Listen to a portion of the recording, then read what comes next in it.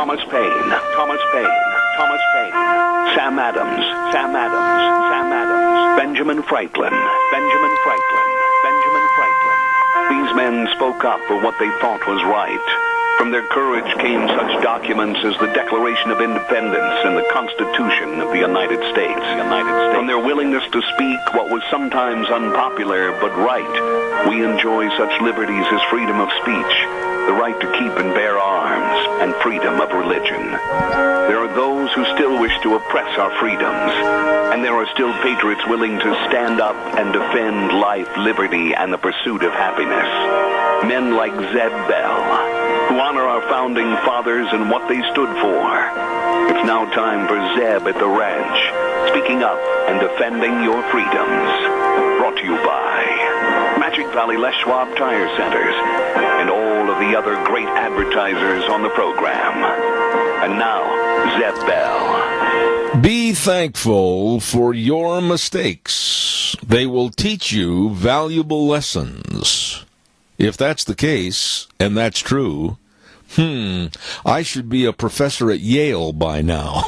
Good morning, everybody. Here comes Kate Smith, and God bless America. Followed by a patriot with our Pledge of Allegiance. Come on, call in. Good morning.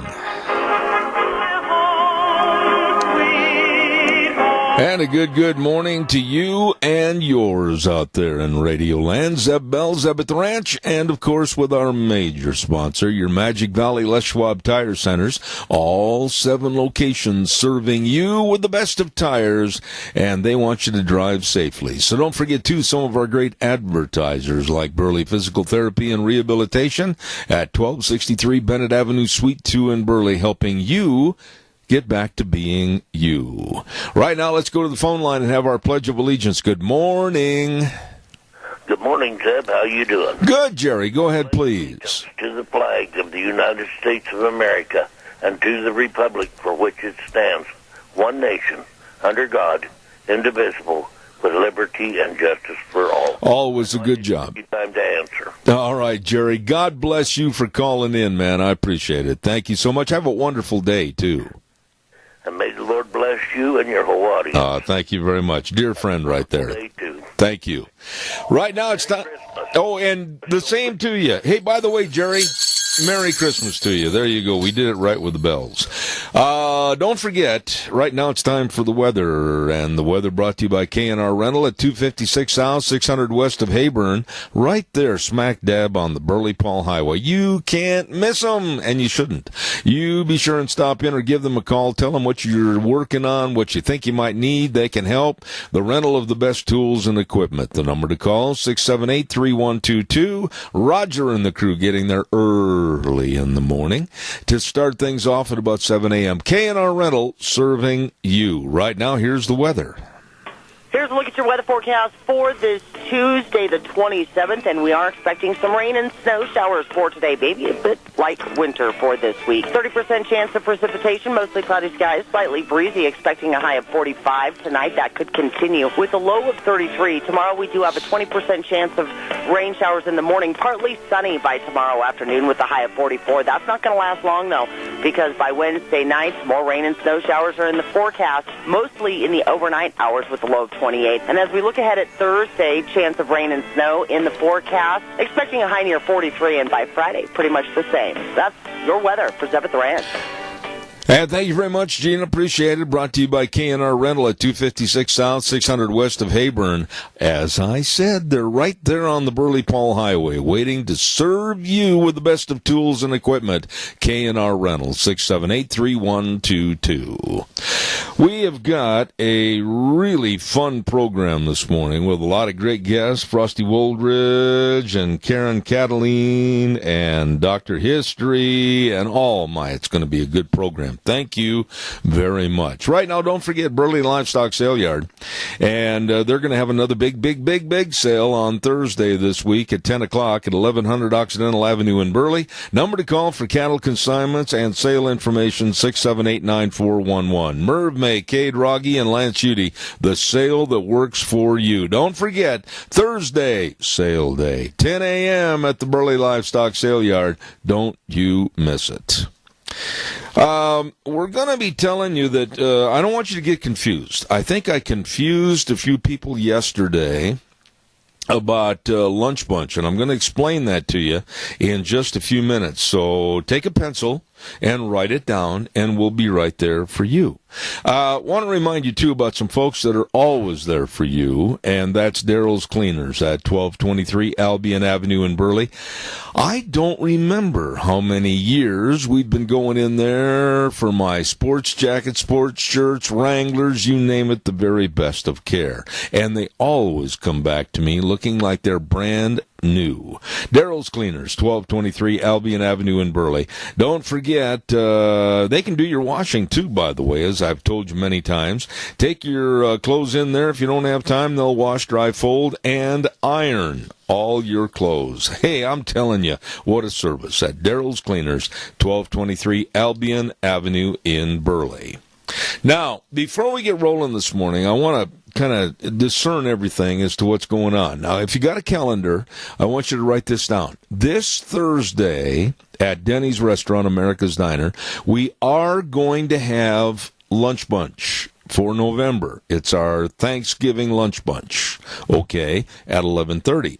And our thanks go out to Walmart and Smith's Foods, Hanson Mortuary, Stokes Groceries, Doug Martin, Tanny's, all of those good folks for our gift certificates. And it's going to be at Denny's Restaurant, 611 North Overland in Burley, this Thursday, Lunch Bunch. Okay, then, write this down. The old-fashioned Denny's Christmas party will be on Thursday, December 13th at Denny's Restaurant. We have had, I think this is the 5th year, and we're going to have Christmas carols with the music of Ashley Ludlow. She's great. And prizes and Santa Claus, and we're going to have you to help some needy families with Loot in the Boot. All of that on the 13th at Denny's Restaurant, America's Diner, 611 North Overland in Burley. Really, really great food and very nice people. All right, calls are welcome and appreciated, so give us a jingle on the landline. Somebody out there in Radio Land needs to explain to me how the pitiful media can lay the blame on our Border Patrol agents and our president and this administration. There are some people that are absolutely destitute of any brain matter on the left that are absolutely laying the blame, pointing the finger, and condemning and damning our Border Patrol agents, and they're the ones that are being assaulted, and condemning our government for protecting our borders. Now, I got to admit that this is mind-boggling to me, that there would be criticism of people that are trying to protect the sovereignty of our borders, and they're the ones that are being assailed by the media and others of the Hollywood ilk and politicians. This is completely nuts. I applaud. I want to say it again, so if any of you didn't hear this, I applaud the Border Patrol agents and everyone else on the border for using force to protect themselves and the United States. And then you have someone like Gavin Newsom from San Francisco that came out and said, and I'm reading his direct quote, "These children are barefoot, in diapers, choking on tear gas.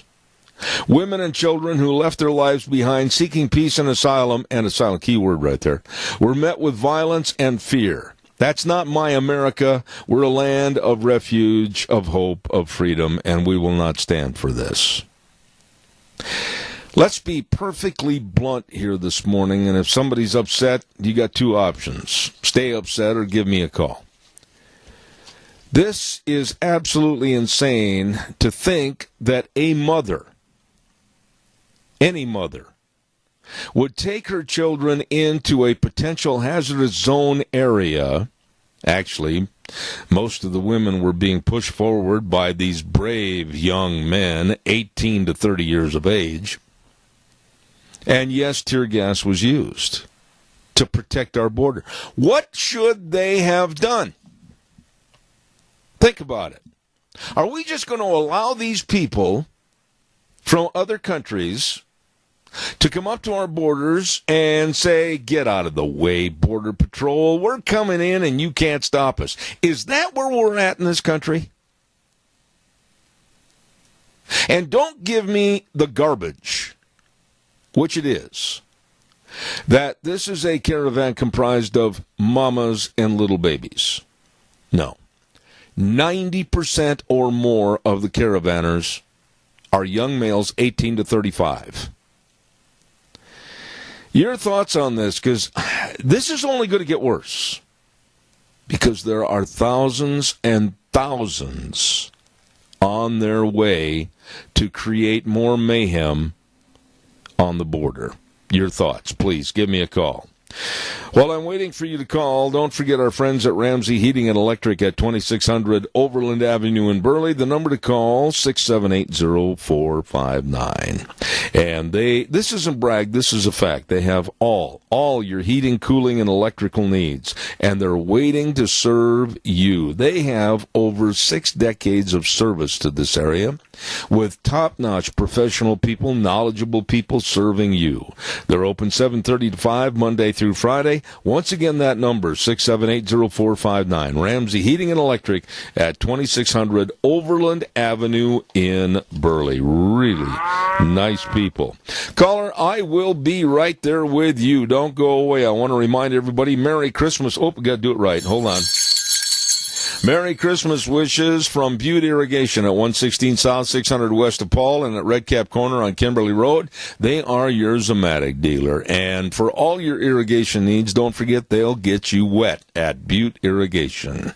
Golden Valley Warehouse at 468 West, 1000 South of Burley, 678-7324. And they thank all their customers for the past business, and they are, of course, selling quality seed to quality people. Wishing you a Merry Christmas, Golden Valley Warehouse. And, of course, Snake River Auto Body and Paint. I think these people are really great. 404 4th Avenue West in Twin Falls. And drive safe on these roads. And if you get a little ding in your four-wheeled wonder, take it to Snake River Auto Body and Paint in Twin Falls. 734-5790. Really good folks. Caller, good morning, and thank you for your call. Yes, good morning. I think this is an invasion. I felt it was an invasion the day they crossed the Mexican border and started to look at our country. I didn't agree with it at all. Jerry, let me ask you a question and give me a very succinct, short answer on this thing. What are we going to do? Are we just going to roll over and play dead like a fish on the beach and let them in? They have to be stopped. I think what we ought to do is take these newscasters that are publishing all these lies, put them on the border, let them throw rocks at them, and see what they do. I have no objection to that idea whatsoever. You know, people, until they're in front of them rocks, don't understand how dangerous that is. Absolutely. People are killed by rocks. Absolutely. In the times of Olden, that's how they killed a lot of people, was stoning them to death. That's right. You're 100% correct. Other things, it's a lot worse than rocks. Absolutely. And, you know, it's just nothing but a big mess. It should have never, ever, ever got to our border. It should have been stopped in Mexico 5 feet in, or before they got 5 feet in. Jerry, I appreciate your invasion of them. I appreciate your call this morning, and believe me, I share your sentiments and your concerns. Thank you for calling back. Thank you very much. You have a wonderful day, and may the Lord bless you and yours again. Thank you very much, sir. I appreciate that. I'm not going to pull any punches on this issue because I think that there has to be security, and there has to be a use of force if necessary.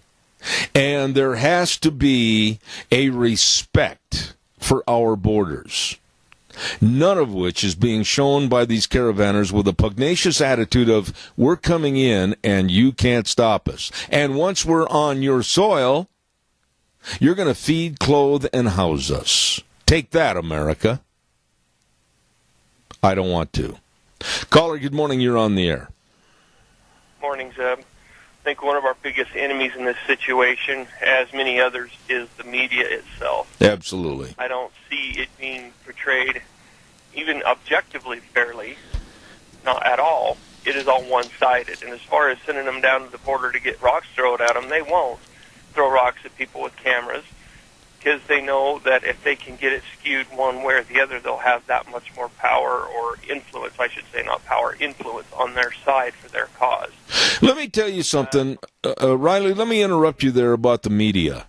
Associated Press writers Colleen Long and Elliot Spaggett wrote an article for our paper yesterday, and it is so biased and so hate-filled against President Trump and his administration and the Border Patrol and the protecting of our border.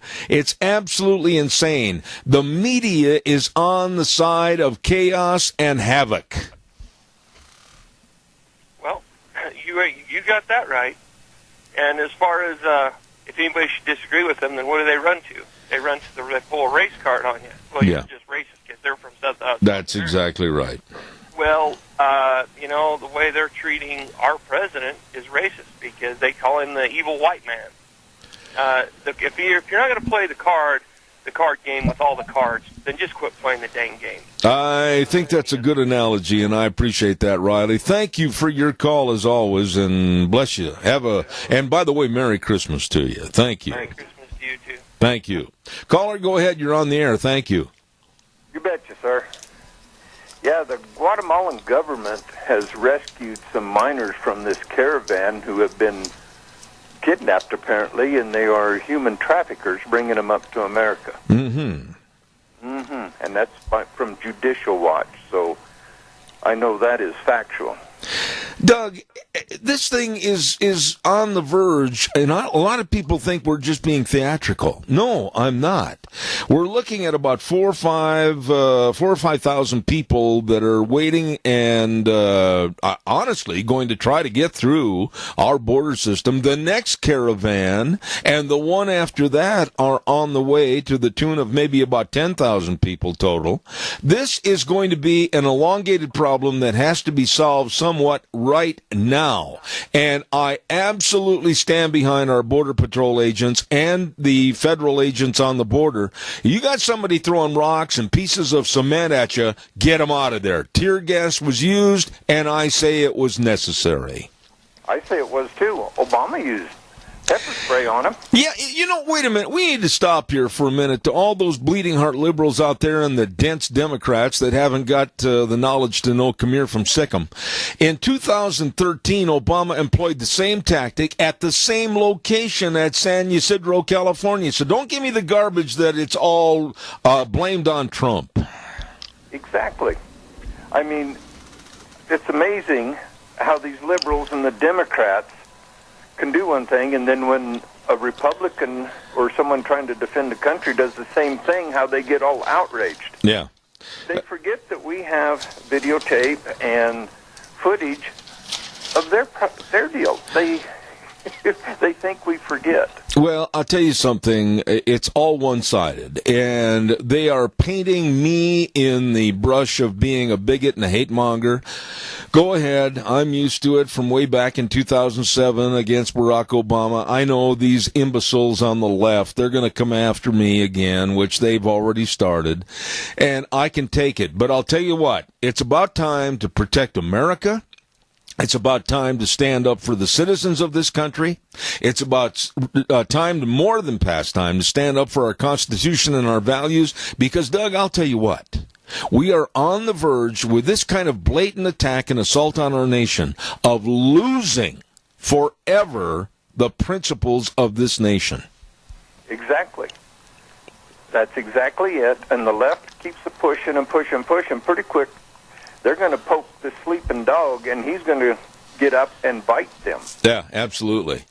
And I mean, I don't want it. I don't want another civil war. But the Democrats put us in a civil war with Lincoln and the slavery, because it wasn't against the North and the South. It was against the Republicans and Democrats. Yeah. And they need to look back in the history book and see what happened to them then, and the same thing's going to happen to them another time. You know what? Let me throw this scenario at you and for all the listeners this morning. I just thought about it while you were talking. Let's just suppose, now this is a fantasy and fictitious, so don't get nervous, everybody. But let's just suppose that tomorrow, Doug, my dear friend, all the way on the border states from Washington State clear back to Maine, we, the citizens of the United States of America, decide we don't want to be here anymore. So we invade and storm the Canadian border in a bum rush, and let's see how far that gets us, Dougie boy. Exactly. That's exactly it. And let's go the other direction. Let's get a bunch of Americans and try to cross illegally into Mexico and see how far that gets you. It might put you in a status of having people walk by your little box before they stick you in the ground. Exactly. Well, like that one Marine that just made a wrong turn, and how long he sat in jail. Yeah, absolutely. We need to treat people like they treat us. You know, and the thing is, don't start throwing that asylum word around to me. Now, we all know what asylum, basic qualifications are for political stands or religious stands. Not for these punks, 18 to 35, yelling and screaming, we're coming in because you can't stop us. That's not asylum. Those are punks that need to be put down, arrested, and sent back home. Exactly. If they're not willing to stand up and fight for their country, what are they going to do when they become part of this country? They're not going to be willing to stand up for it. And do you really want, let me ask you this, do you really want to wake up in the morning and look next door and see a Guatemalan flag flying over the next door house? No, I don't want to see any other country flag flying over the next door's house if they're in America. That's my whole point.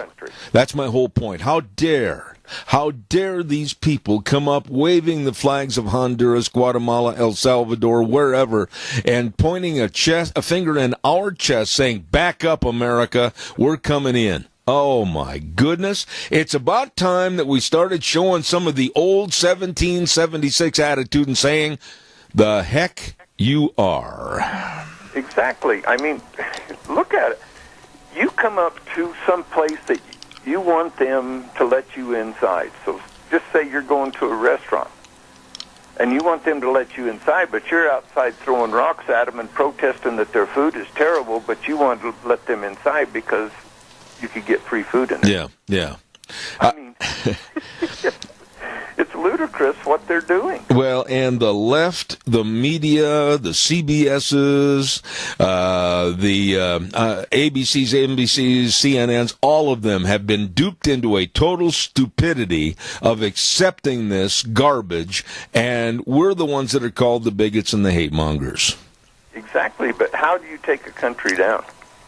Just like what they're doing. You do it monetarily.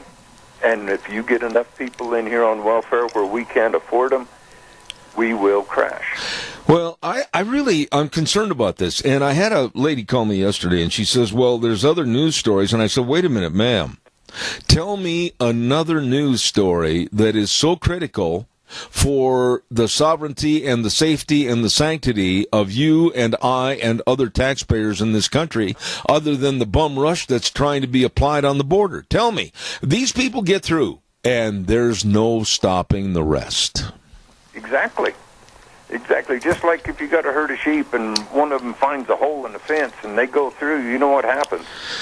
The whole herd follows. Got to go, Doug. Thank you so much. I appreciate your call. Thank you. Okay, God bless. And everybody, let's do what we can for our seniors this holiday season. Let's put them under the tree with a little gift. Well, not put the seniors under the tree, but put a gift under the tree. Under the tree for the seniors. You had me completely confused. Well, I wasn't. Okay. Time anyway. God bless you, Doug. Thanks. God bless. All right. Don't forget our friends at Burley Physical Therapy and Rehabilitation, and they're located at 1263 Bennett Avenue, Suite 2 in Burley. Oh, I'll be over there this afternoon. Nick Greenwell, physical therapist, and all the physical therapists. What a wonderful job they do in helping you get back to being you. Yeah, I got some major problems with my leg that has to be addressed, and already I'm seeing a net result on the positive side. So thank you very much, Burley Physical Therapy and Rehabilitation. Call them for an appointment today at 678-1191. 678-1191, Burley Physical Therapy and Rehabilitation in Burley, serving you. By the way, I want to also brag, and I'm running a little bit behind here. Calls are welcome, 436-2244. 1-866-927-4587. I want to talk about Ark Animal Hospital at 750 21st Street near Connection Credit Union in Heyburn. Oh, my goodness sakes. They've been voted Minnecache's best veterinary hospital on numerous times. Dr. Bill, Dr. Jordan, and the whole crew are there to serve you, your pets, and your livestock, to keep them healthy, and that's the main objective. Please remember, whether they're itty-bitty kitty cats or they're great big dairy cattle, they want to have them all healthy. That's the name of the game at Ark Animal Hospital in Heyburn. Don't forget, number to call, choked on my cough drop, 678-1177. They have the warm hearts for the cold noses. All right, calls are welcome, 436-2244, 1-866-927-4587. Really, I think the question I want to ask you folks this morning is, what can or what should the Border Patrol do? I mean, they're protecting our borders. They're being assaulted and attacked. And I think what they did to handle it with tear gas, if they don't use the tear gas, what are they going to use? Are they going to stride up to the fence while they're having rocks and stones and pieces of cement thrown at them and say, oh, please turn around and go back? Nonsense. Caller, good morning. You're on the air. You know, I've said it a million times, and I guess I'm going to say it again. Wait a minute, Randy. Randy, wait a minute.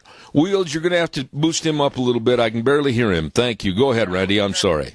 I can barely hear you. I know. Go up louder. Go ahead. Okay, well, all you got to do is, man, and the people down there that know better, that care, that actually are aware, realize that California is falling apart, and it's not going to get better. And even if you threw $1 trillion at it, all it would do is get them in the black for a month. And so they're in terrible shape, and they encourage, illegal aliens to come in, and it's a disaster. And they ignore reality down there. And you say, what is wrong with you people? I've tried to get in arguments with Californians about what was going on, and most of the times they go, yeah, it's a mess. We hate it. And I've never, ever run into one, or maybe once, that, where they wanted to defend it. And I just, there's no defending what you do. And what you're doing is bleeding over into Idaho. Yeah. And you're destroying the rest of the country. And it can't go on. It's unsustainable. And so you say, this is what's going to happen to us. I don't know when people will wake up. You got Generation Xers who are starting to realize. Millennials, they're so uninformed, unaware. They couldn't care less. Randy, when people espouse the idiocy of no borders, open borders, don't they stop? Have you ever run into anybody that says this and you ask them a simple question? Okay, well, if there's no borders and open borders, who is going to pay the taxes? Who's going to run the government if there's any left? Who is going to support Social Security? Who is going to support Medicare? Who is going to support anything? I mean, you're going to have nothing but chaos, and these nincompoops that have the brains of a gopher absolutely can't think past their nose on this. I know. I don't know. See, we just act like it doesn't matter. Our politicians don't care. And if they feel pressured, they retire. Here we had a president who actually seems to care about our country more than himself and care about the stability of our country. I mean, if we don't have, everybody needs an economy. Everybody. Even the welfare recipients, even the illegals. So, but you know, after what was said yesterday about the 900,000 felons that are going to vote in Florida. Yeah. And I said to myself, so yesterday he said instead of it being red or purple, it's going to be blue at the next election. Yep. It's in. Where does this end? Well, I'll tell you where it ends. Got another call. It ends in the Saul Alinsky total devastation of America. Randy, thank you for your call. I appreciate it. Thank you very much. Caller number 2, stay right there. I'll be with you. I got to do a commercial break, and then I'll give you more than ample time. Stand by. Don't forget Dino Septic Service. These are wonderful, wonderful people that have just recently expanded their business to better serve more people in the area and doing jobs that you don't want to do. You don't want to go out there and pump that septic tank. No, no, no. You don't want to go over there and put in a water and sewer line. No, no, no. They got all the backhoe services and the liquid waste removal and the sewer and sink drain lines clean. All of this and more with Dino Septic Service. Absolutely. Call them today at 436-6526 or in Burley at 678-1638. Doing the job you don't want to do. Dino Septic Service with that big truck that says smells cargo on the way. Dino's Septic Service. Want to also quickly remind everybody about our friends at Berry Equipment and Rental. Oh my, hello, they've got all the Bobcats. Why, they've got Bobcats here, they've got Bobcats there, they've got Bobcats everywhere, all shapes and sizes. And I'll tell you, on those Bobcats right now, 0% interest up to 60 months. Woo! Berry Equipment and Rental Sales, Service, and Parts. The best of equipment rental and retail equipment sales at 159 West Highway 30 in Burley with Juan, 465 Addison Avenue West in Twin Falls with Eli, and the Nampa location. Don't forget, Berry Equipment and Rental. Good morning, caller. Thank you for your patience. Yes, good morning, Zeb. You know, this whole border thing was a planned invasion of our country by an unmanned army. And the only way to solve this problem is, like Trump says, lethal force to protect our borders. And you're absolutely right. If we let this horde of people in here, the tax base of this country will be destroyed, and we're going to lose the whole damn country. Oh, yeah. Oh, absolutely.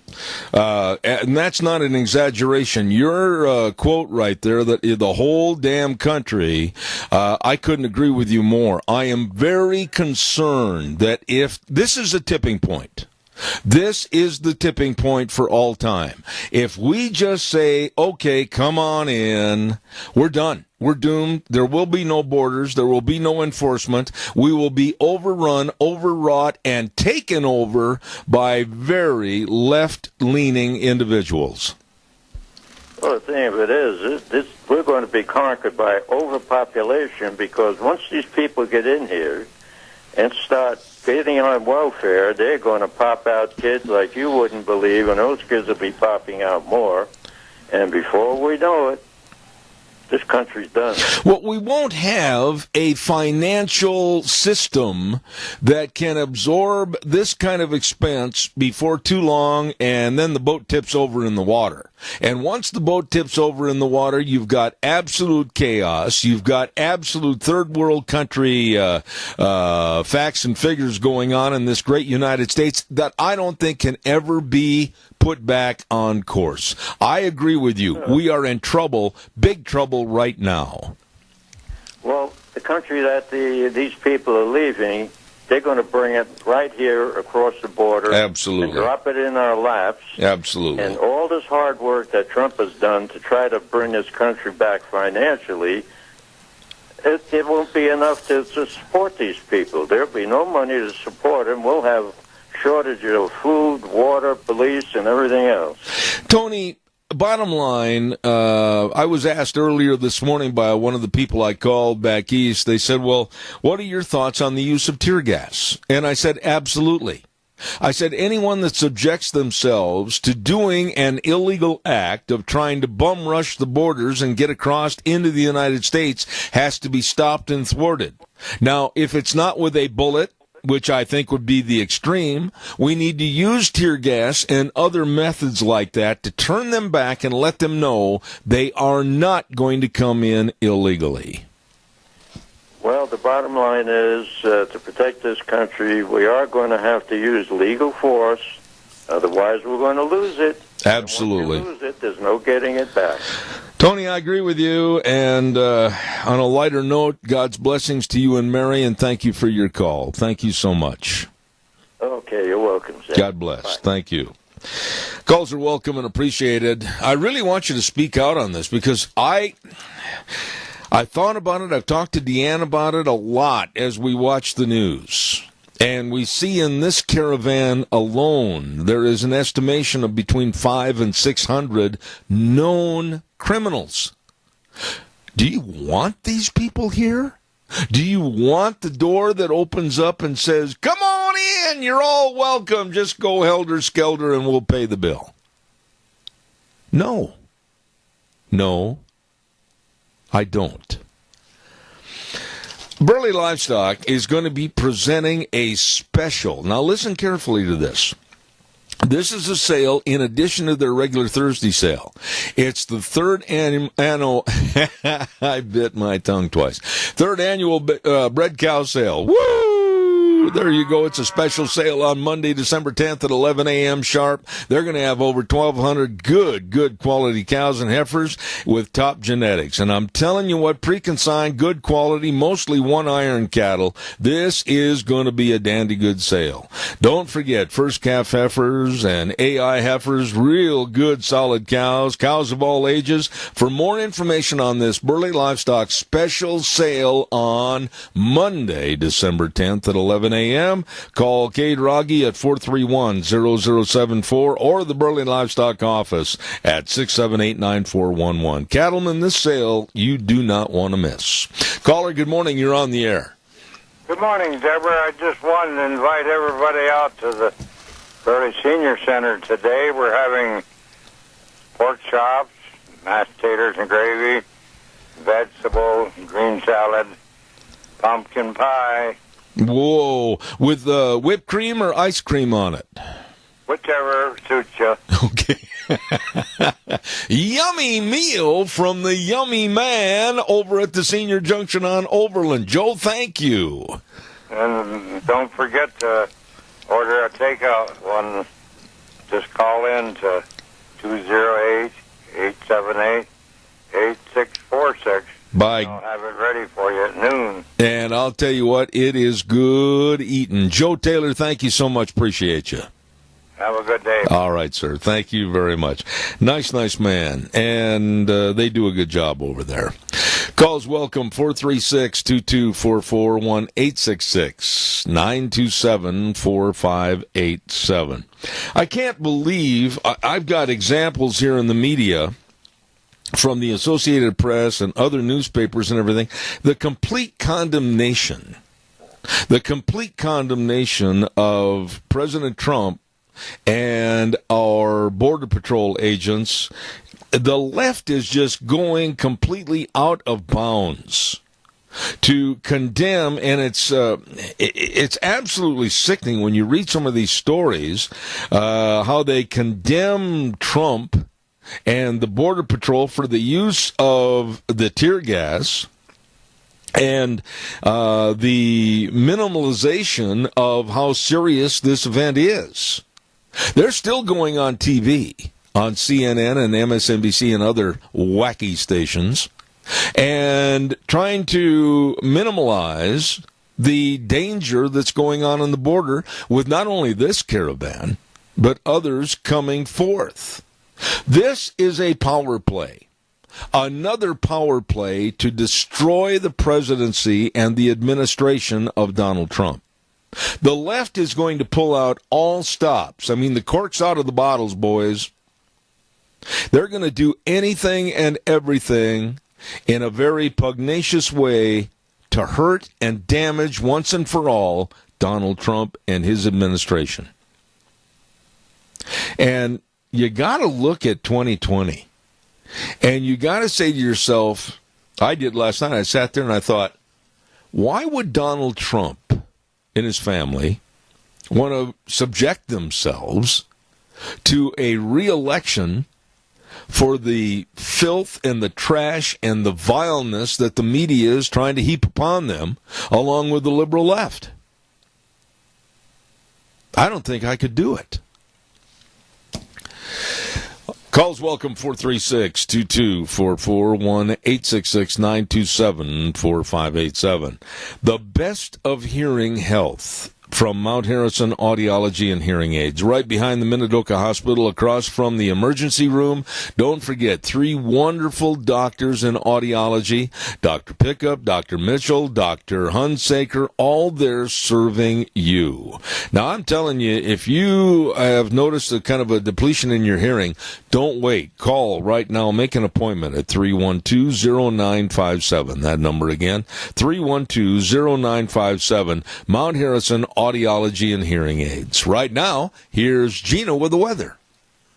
Here's a look at your weather forecast for this Tuesday, the 27th, and we are expecting some rain and snow showers for today. Maybe a bit light winter for this week. 30% chance of precipitation, mostly cloudy skies, slightly breezy, expecting a high of 45 tonight. That could continue with a low of 33. Tomorrow we do have a 20% chance of rain showers in the morning, partly sunny by tomorrow afternoon with a high of 44. That's not going to last long, though, because by Wednesday night, more rain and snow showers are in the forecast, mostly in the overnight hours with a low of 28. And as we look ahead at Thursday, chance of rain and snow in the forecast, expecting a high near 43, and by Friday, pretty much the same. That's your weather for 7th Rand. Thank you very much, Gina. And the weather brought to you this hour by Mount Harrison Audiology and Hearing Aids.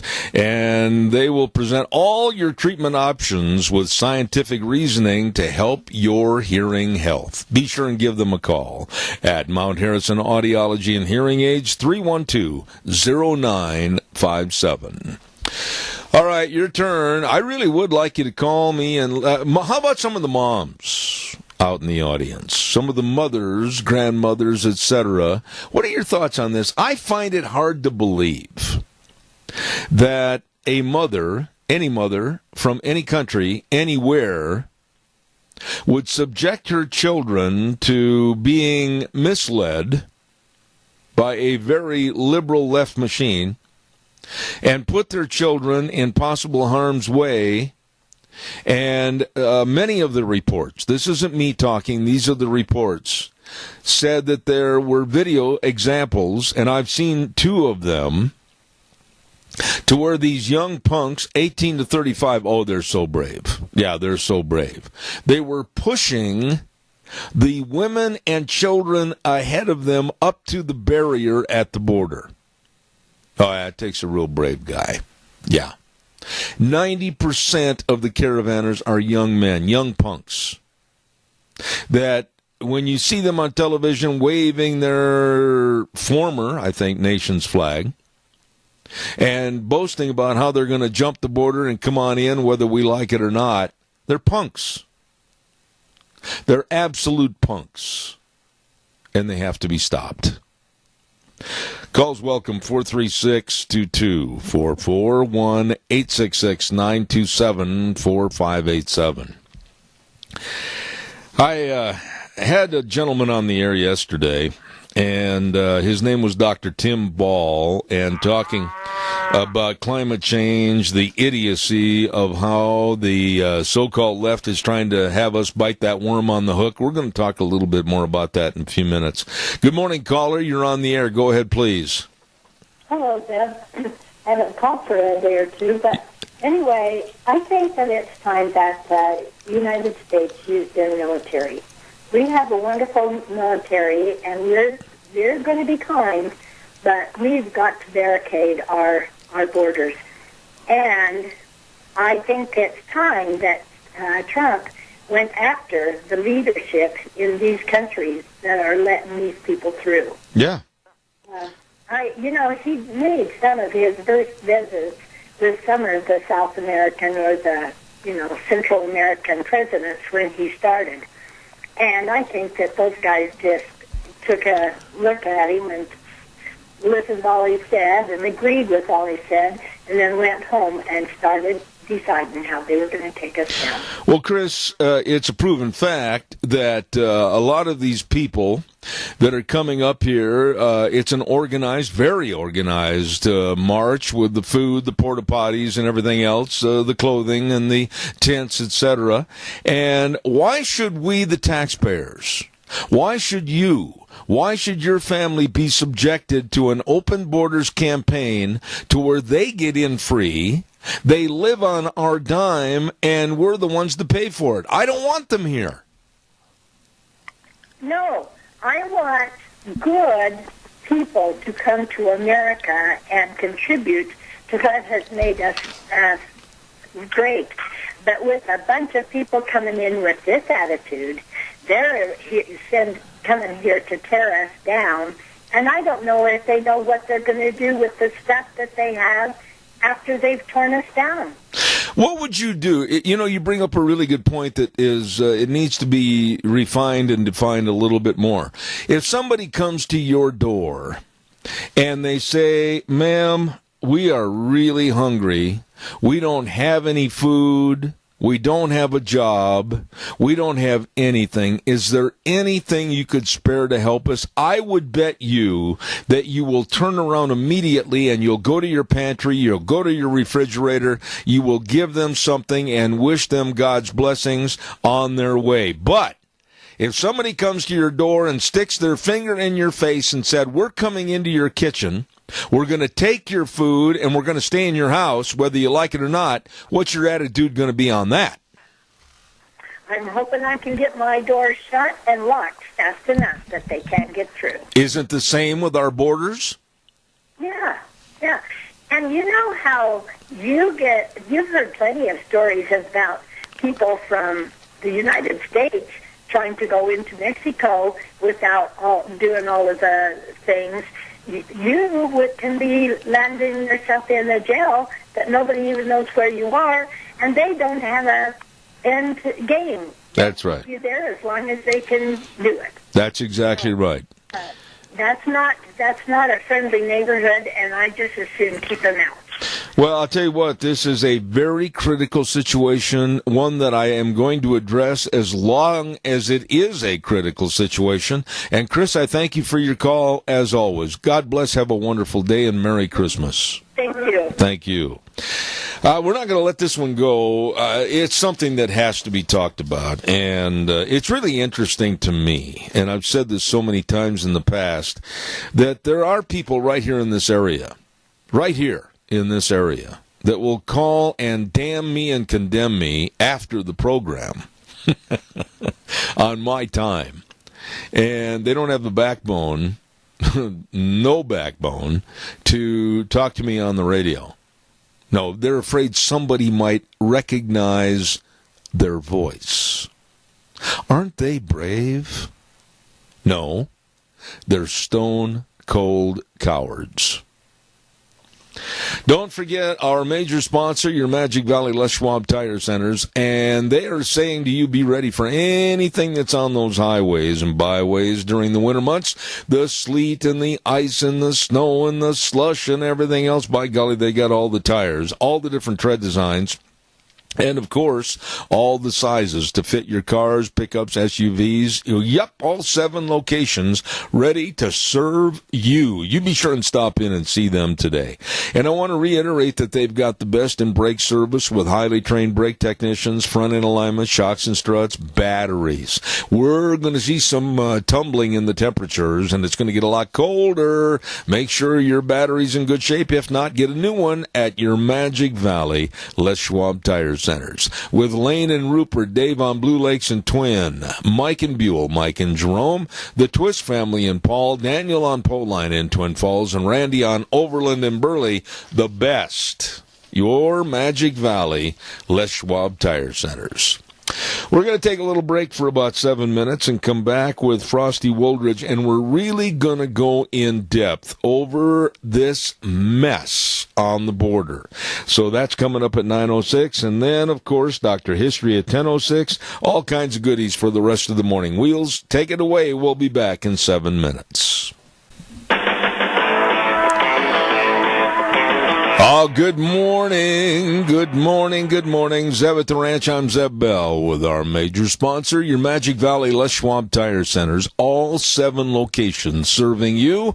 And don't forget the very best in tires for your safe driving. And don't forget, too, some of our great advertisers like Burley Physical Therapy and Rehabilitation at 1263 Bennett Avenue, Suite 2 in Burley, helping you get back to being you. Right now, let's have this good word for Western Waste Services. From the canyons of the Snake River and all across southern Idaho, we're always at your disposal. Western Waste Services, we care about our community, our resources, and this great land.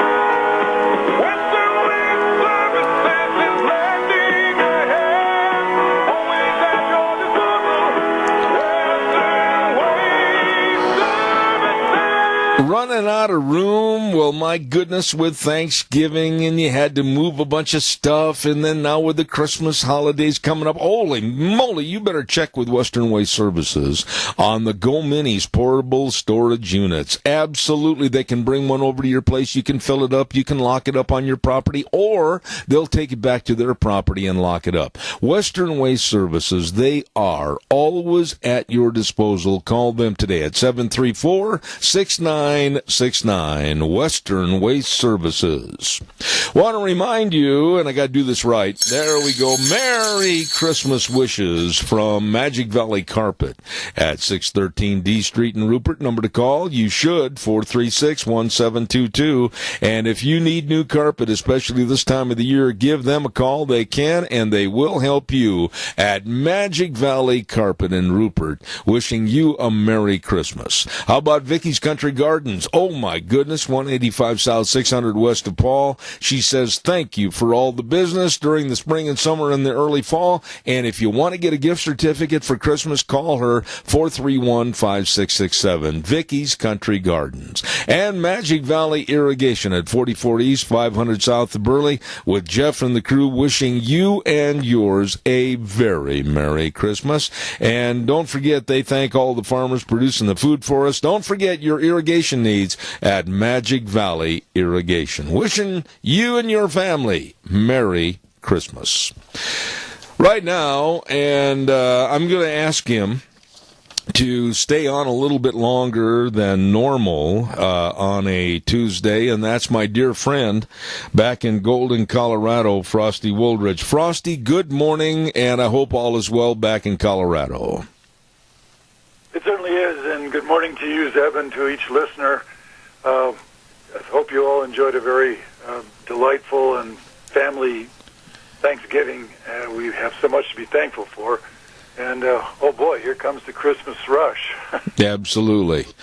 Wheels, I'm going to have you turn Frosty up when he's speaking and ride the gain a little bit for me. Frosty, I'll make no bones about it. I've said this before on my program this morning and yesterday and last week before the Thanksgiving break. I look at this situation on the border with the caravanners and the pugnacious punk and thug attitude that they have. We're coming into the United States and you can't stop us.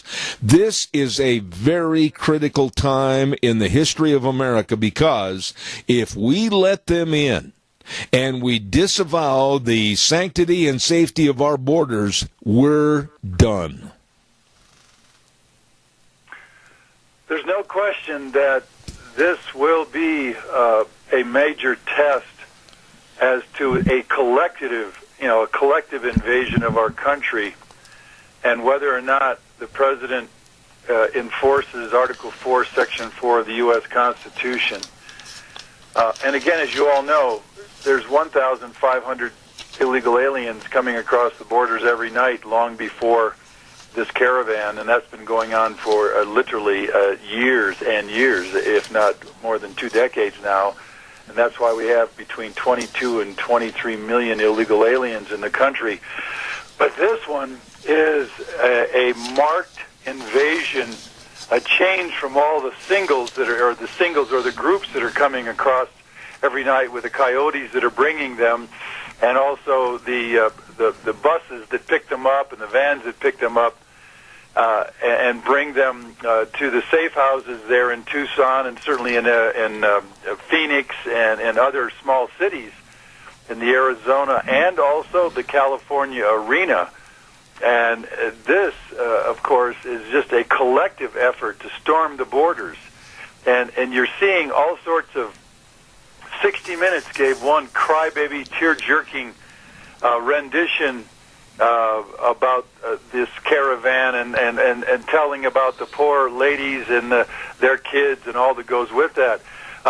It's amazing to me that MSNBC, certainly CNN, will give the illegal aliens and all these migrants this extraordinary coverage and a sob story when these mothers who are getting gassed, if you will, with their children.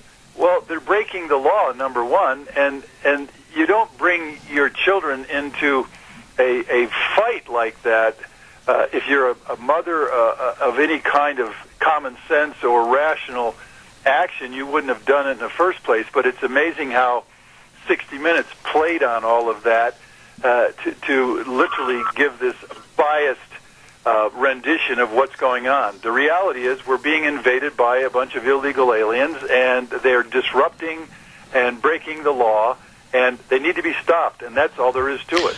Well, and then let's go to the next issue as to where there was an assault and attack on our Border Patrol agents. A very dangerous situation to where cement blocks were picked up and thrown, rocks were thrown, bottles were thrown. Fortunately, nobody was injured seriously. But that is assaulting our federal people, our protectors on the border, our Border Patrol, etc. And yet the media, the low-life pond scum media, has blamed them and put the damnation on them for using tear gas to dispel these people, these young punks, 90% of which are young males, 18 to 35, and they've blamed the Border Patrol. This is insane. Well, it's even more crazy as you look at it. That Alexandria Ocasio-Cortez, the new House member with an IQ approaching a termite, said that the caravan, these people are escaping the Holocaust. Yeah, I'm telling you, and she gets all of this unbelievable copy and all of this attention when she says something so hilariously ridiculous. But the mainstream press plays on it. It's astounding to me on so many different levels. You sound like you have the same cold that I've had for the last month, my dear friend. I think I caught it over the airwaves. It's all your fault, but I'm going to soldier on, sir. All right, sir. Frosty, I want to read you, if I could, while you're regrouping your voice. There was a letter in our local paper here in the last couple of days, and I know this man that wrote the letter, and there was a paragraph that has to be stated, and I want you to comment on it. There must be a point where the liberals must realize that our republic cannot endure becoming the repository for the whole world's troubled population. Again, I've said this for the last 3 decades, and you all know, and any of you who've read the book that I wrote 15 years ago, Immigration's Unarmed Invasion, Deadly Consequences, I included in that book the scientific facts, the carrying capacity reality that we have in our country, and that is that we cannot continue to absorb the world's poor. We can't continue to absorb the distraught. We can't continue to absorb the refugees because, again, there's 80 million more of them net gain every year. I can't say this enough. Can we save 80 million more new babies that are born into poverty every year around the world because of mothers and fathers who simply had this child and then want to foist it off on first world countries because they can't support it? You've all seen Feed the Children over in Africa. And Africa is doing nothing to save itself. And in fact, as I've said, it has 1.1 billion people there in Africa, and at their current birth rate levels, they're going to have 2 billion by the mid-century, which is just 32 years from now, and 4 billion before the end of the century. So the quote is exactly right. These countries and these people, whether it's Honduras or El Salvador or Guatemala or Venezuela or Mexico, any and all of them, they must, in the final analysis, be responsible for their own populations, and the people of those countries have got to be responsible for their own countries and their own countrymen and their carrying capacity. And as it was, and it is, we send millions of dollars to Honduras every year. I think it's like tens of millions of dollars to help their countries. And certainly down to Mexico. We keep sending all this money. It's not doing any good. And here they are knocking on the door right now because of not being responsible in their own countries to their own birth rate. So that person is exactly right. And I would really, that's a substantial quote, and it's right on the money. Absolutely. We have a caller with a question and a comment. Go ahead, caller. Quickly, you're on the air. Thank you. You know, the people that encourage this and know in America, the leadership of America, or the useful idiots that go along with it, that know that what they're doing is destroying the very thing that they really, that has given them everything they have. They don't appreciate it. Their short-sightedness is it's insane. These people are psycho. And so you say to yourself, you know, if you destroy America and the rest of the world is in chaos, and you say, tell me where in the world that is something close to America? What, Australia? You know, maybe New Zealand, not anywhere in Western Europe, because the Muslim influx into those countries is destroying those countries, and there's no getting rid of them. And then we have this happening here. You couldn't build a gated. What are you going to do? Live in a high-rise apartment, and all of the elites will live there together and have an army down below to keep everybody out from coming up and getting them?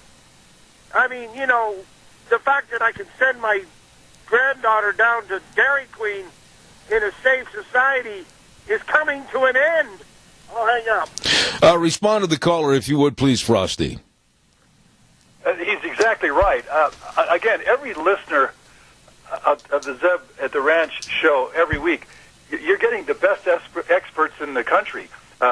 Jake Tapper is not an expert of what's coming down. Jonathan Carl, there at the big reporters, Meet the Press and Face the Nation. They're not dealing with what's really going on here.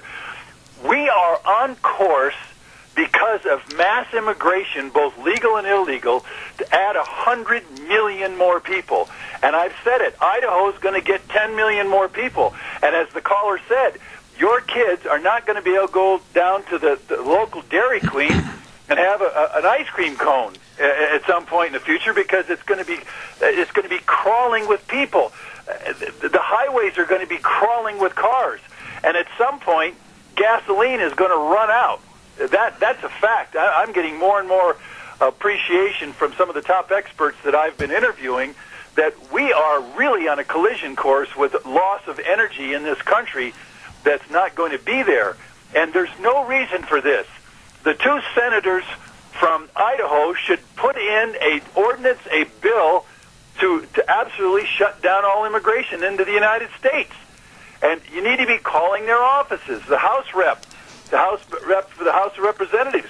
Call in and say we need to shut down the borders to all immigration. We cannot continue, just as the caller said, we cannot continue to absorb the world's desperate, poor, diseased, illiterate, and uneducated and unskilled, because it will only end up destroying the United States of America and turn us into another third world country struggling with water issues, with energy issues, with resource issues, certainly with racial issues, certainly with sociological consequences, and then, of course, the religious aspect and all that's going with that. That's what we're facing. That's why we need to get a hold of our senators and our House reps and tell them to shut down the borders and defend this country against all immigration, because it's literally destroying our country. Yeah, but therein lies the problem, my dear friend, and you know this as well as anyone does, probably better than most, that the Congress, the senators, etc., are so weak-kneed, and they're only thinking of one thing, and that's to get reelected and keep their cushy little plush job. They're not concerned about the border. They're not concerned about all the perils that are coming across into the United States, and they haven't addressed this issue because they're nothing but cowards, and I'll stand behind that statement. And I'll agree with you. They are nothing but cowards because, again, in the last 20 years, and you and I are I'm pretty close to speaking on the radio for this amount of time, E-Verify has never been mandated in the Congress, whether the Senate or the House. So you know that those people up there are against the American people because they have not verified and passed the law to make E-Verify, to make sure that employers hire legal American citizens, and that's what's going on. So we know that not only are the two senators from Idaho and certainly the two senators from Colorado that I know and all of our House member reps, they're corrupt because they're not doing anything to stop these employers of hiring illegal aliens across the country. I've got a caller with another question. We'll take that. And go ahead, caller. You're on the air. Keep it brief, if you would, please. Go ahead. Yes, good morning, Frosty. What do you think the impact is going to be when our white children are in school and come under attack from these foreigners who hate us? Go ahead, Frosty, please. That's already happening. You're having completely different racial, ethnic groups square off against each other. Certainly here in Denver, we have 173 different languages.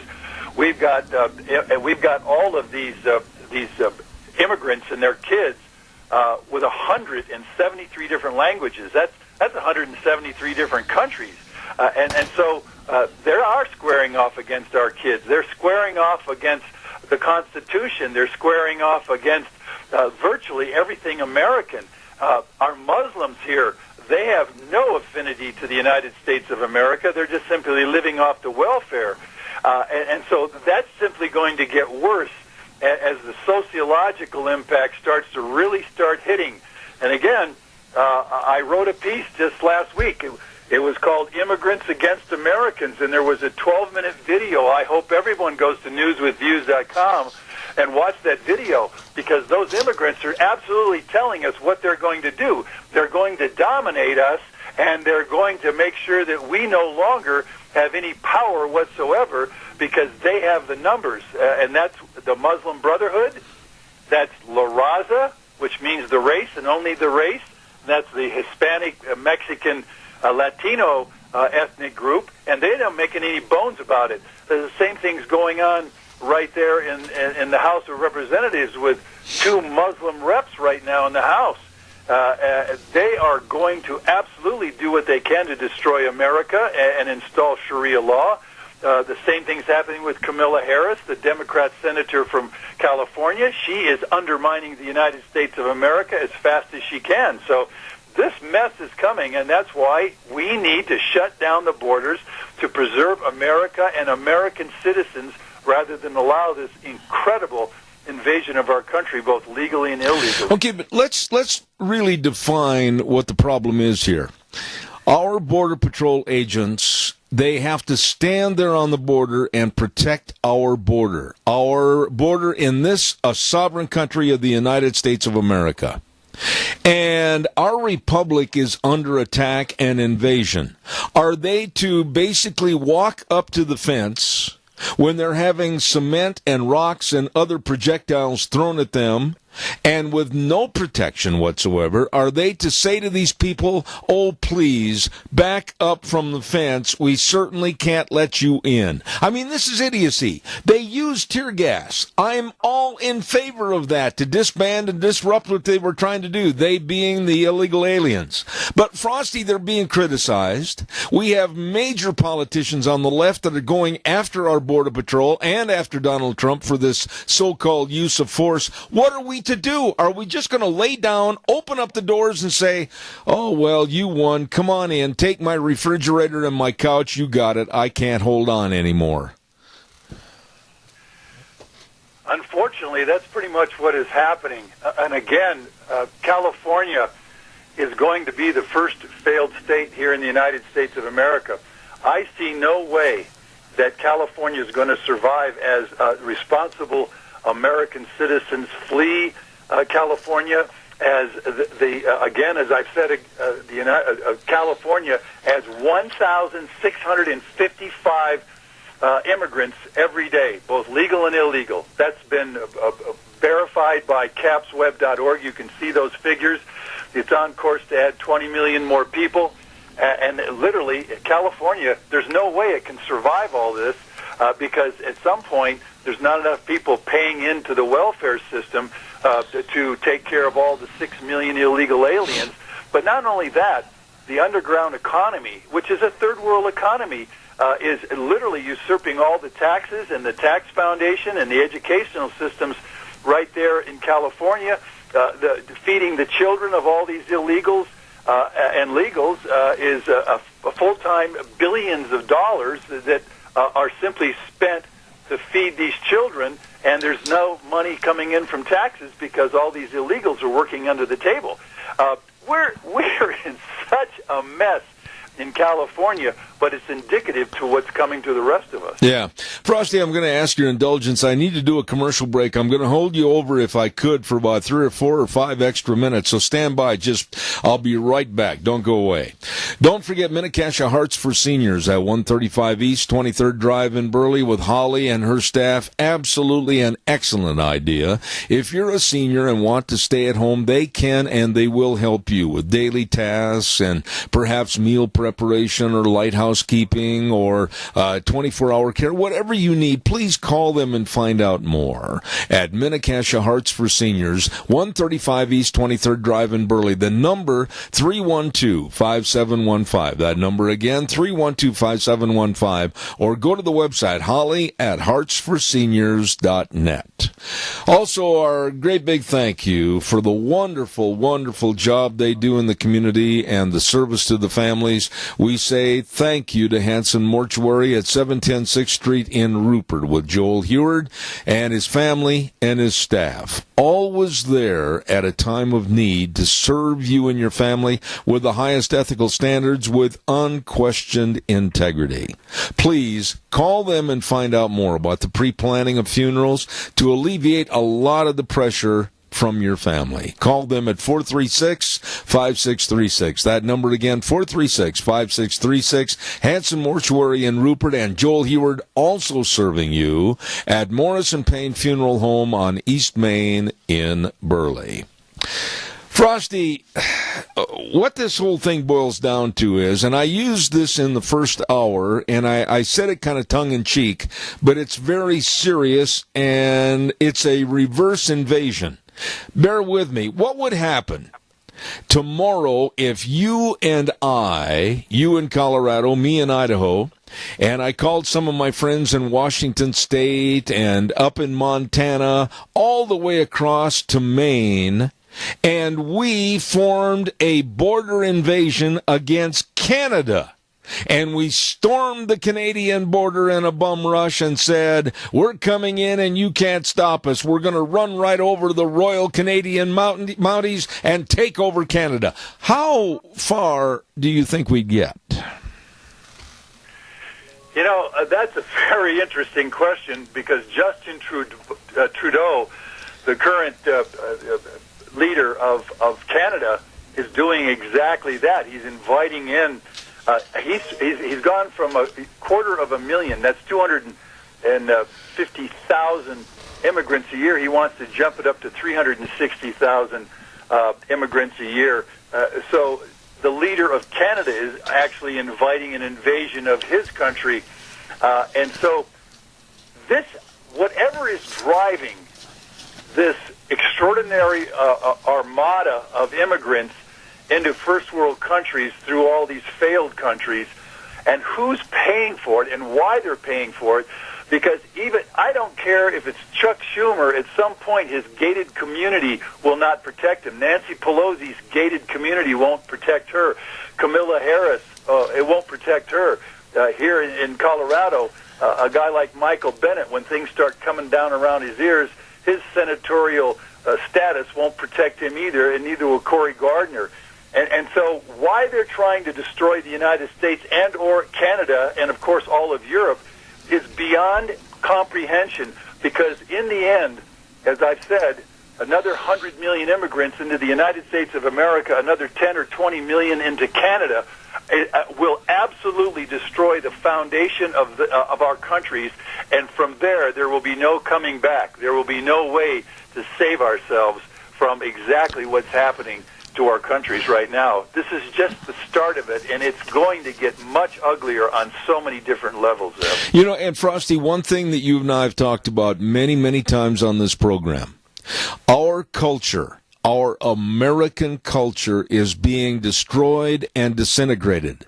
And what we're looking at with all these groups coming in and all the adoption of their cultures into our country, we are on the verge of an intersection wreck where there's going to be such a collision of the cultures that we will not be able to sustain ourselves.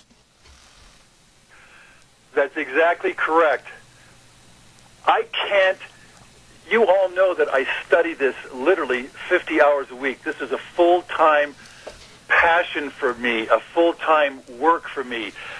Again, I have seen the world on my bicycle like few others in the world. I've taught math and science as a teacher my whole life. I've got the numbers.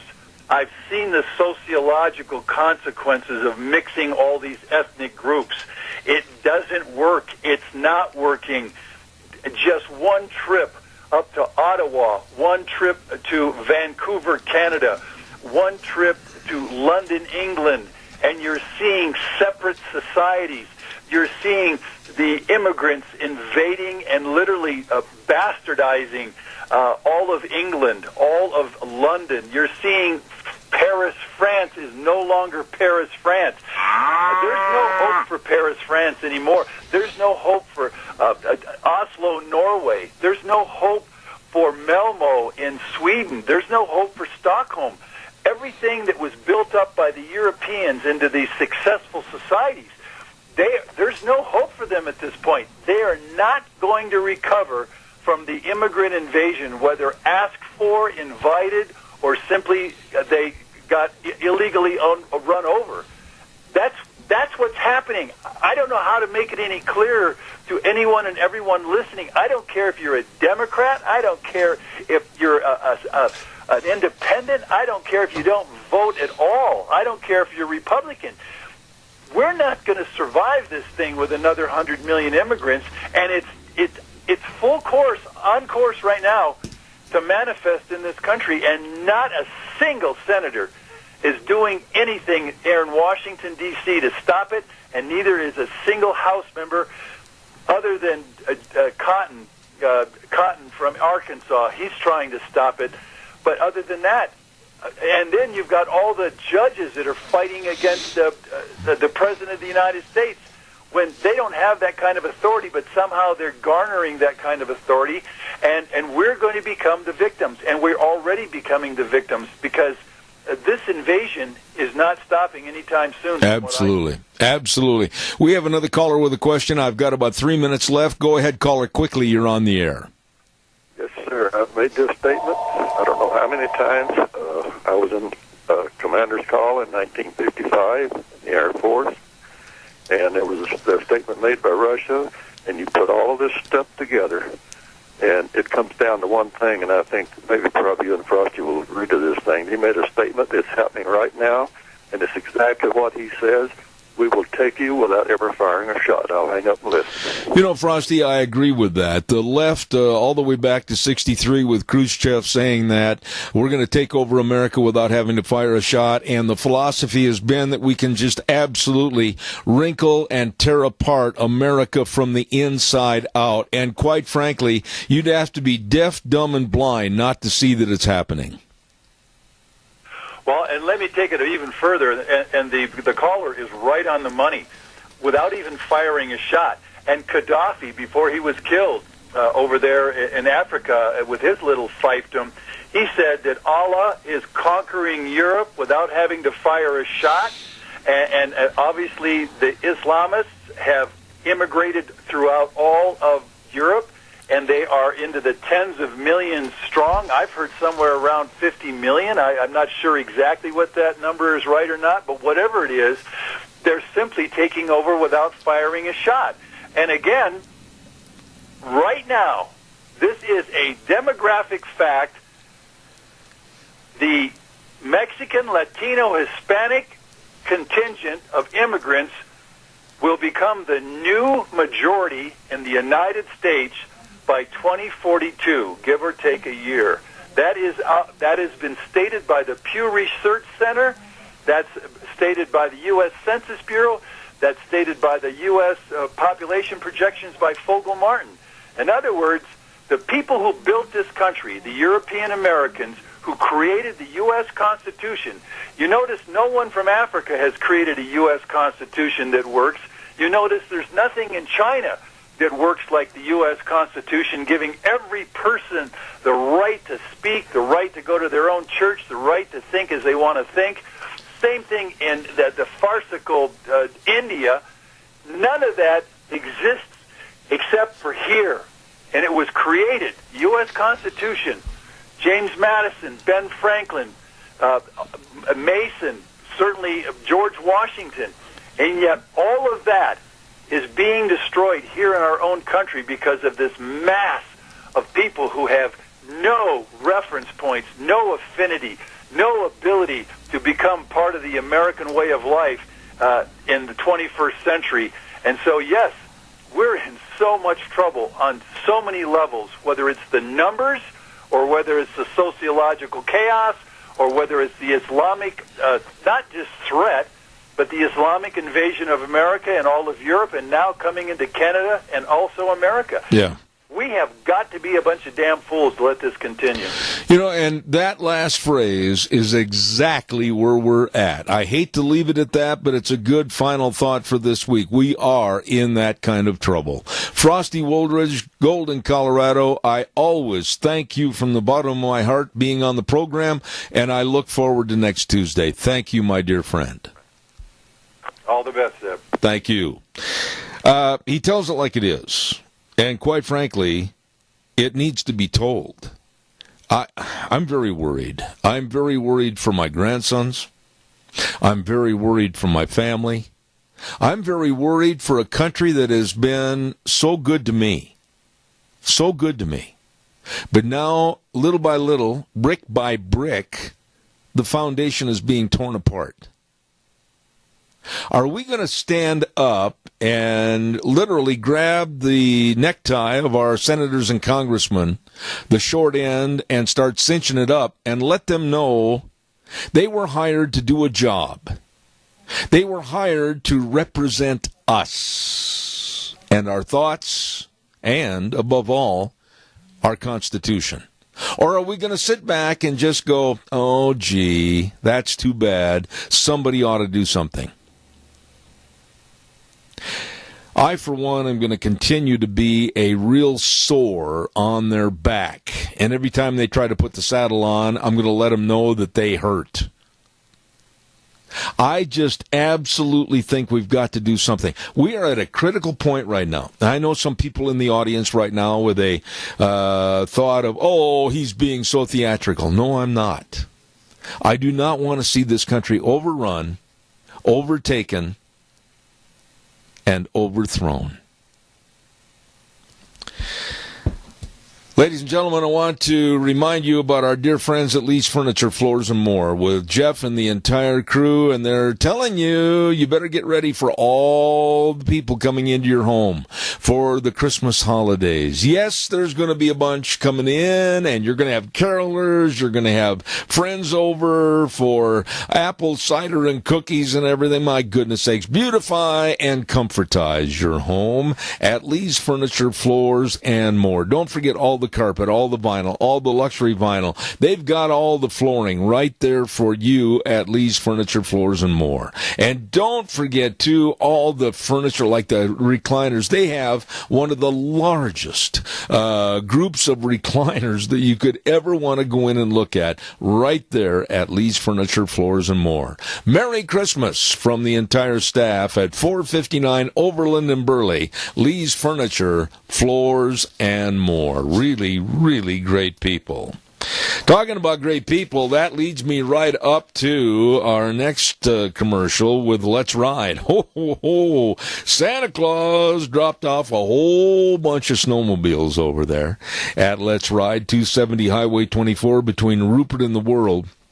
All the snowmobiles are on display.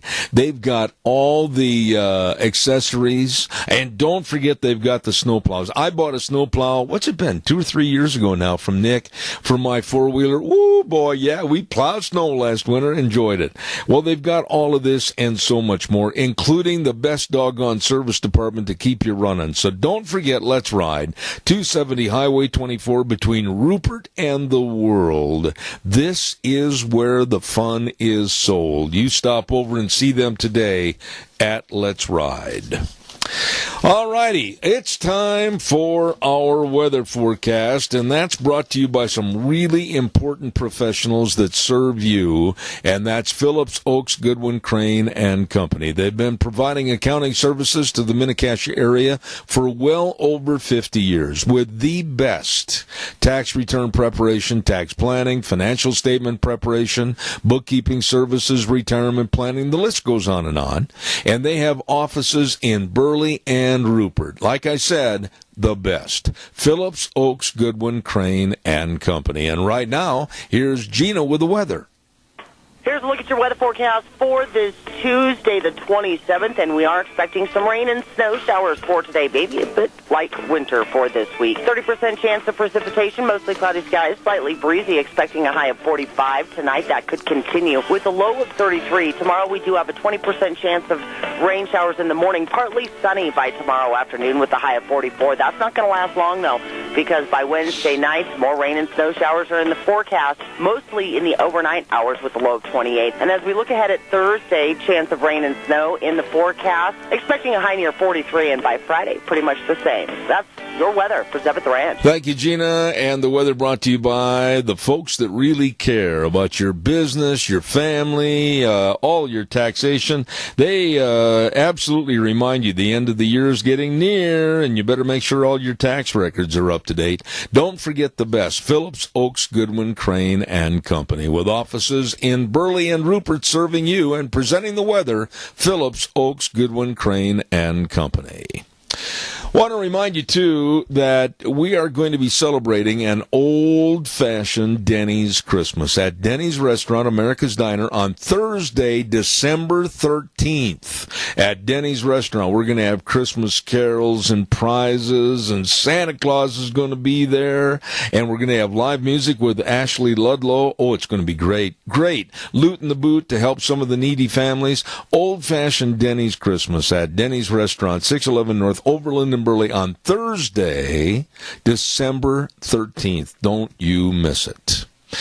Oh, my goodness. Let's see, what else have I got to tell you about here real quick? I don't think I have time for any of those other notes, but I do have time to tell you that we've got a gentleman on the other end of the phone line that absolutely is the man. I think he took off and went to Arizona for the Thanksgiving holidays, and he's back. And that's Vic over at Stoats Equipment Company, your John Deere dealer at 119 Overland in Burley. Good morning, Vic. How are you?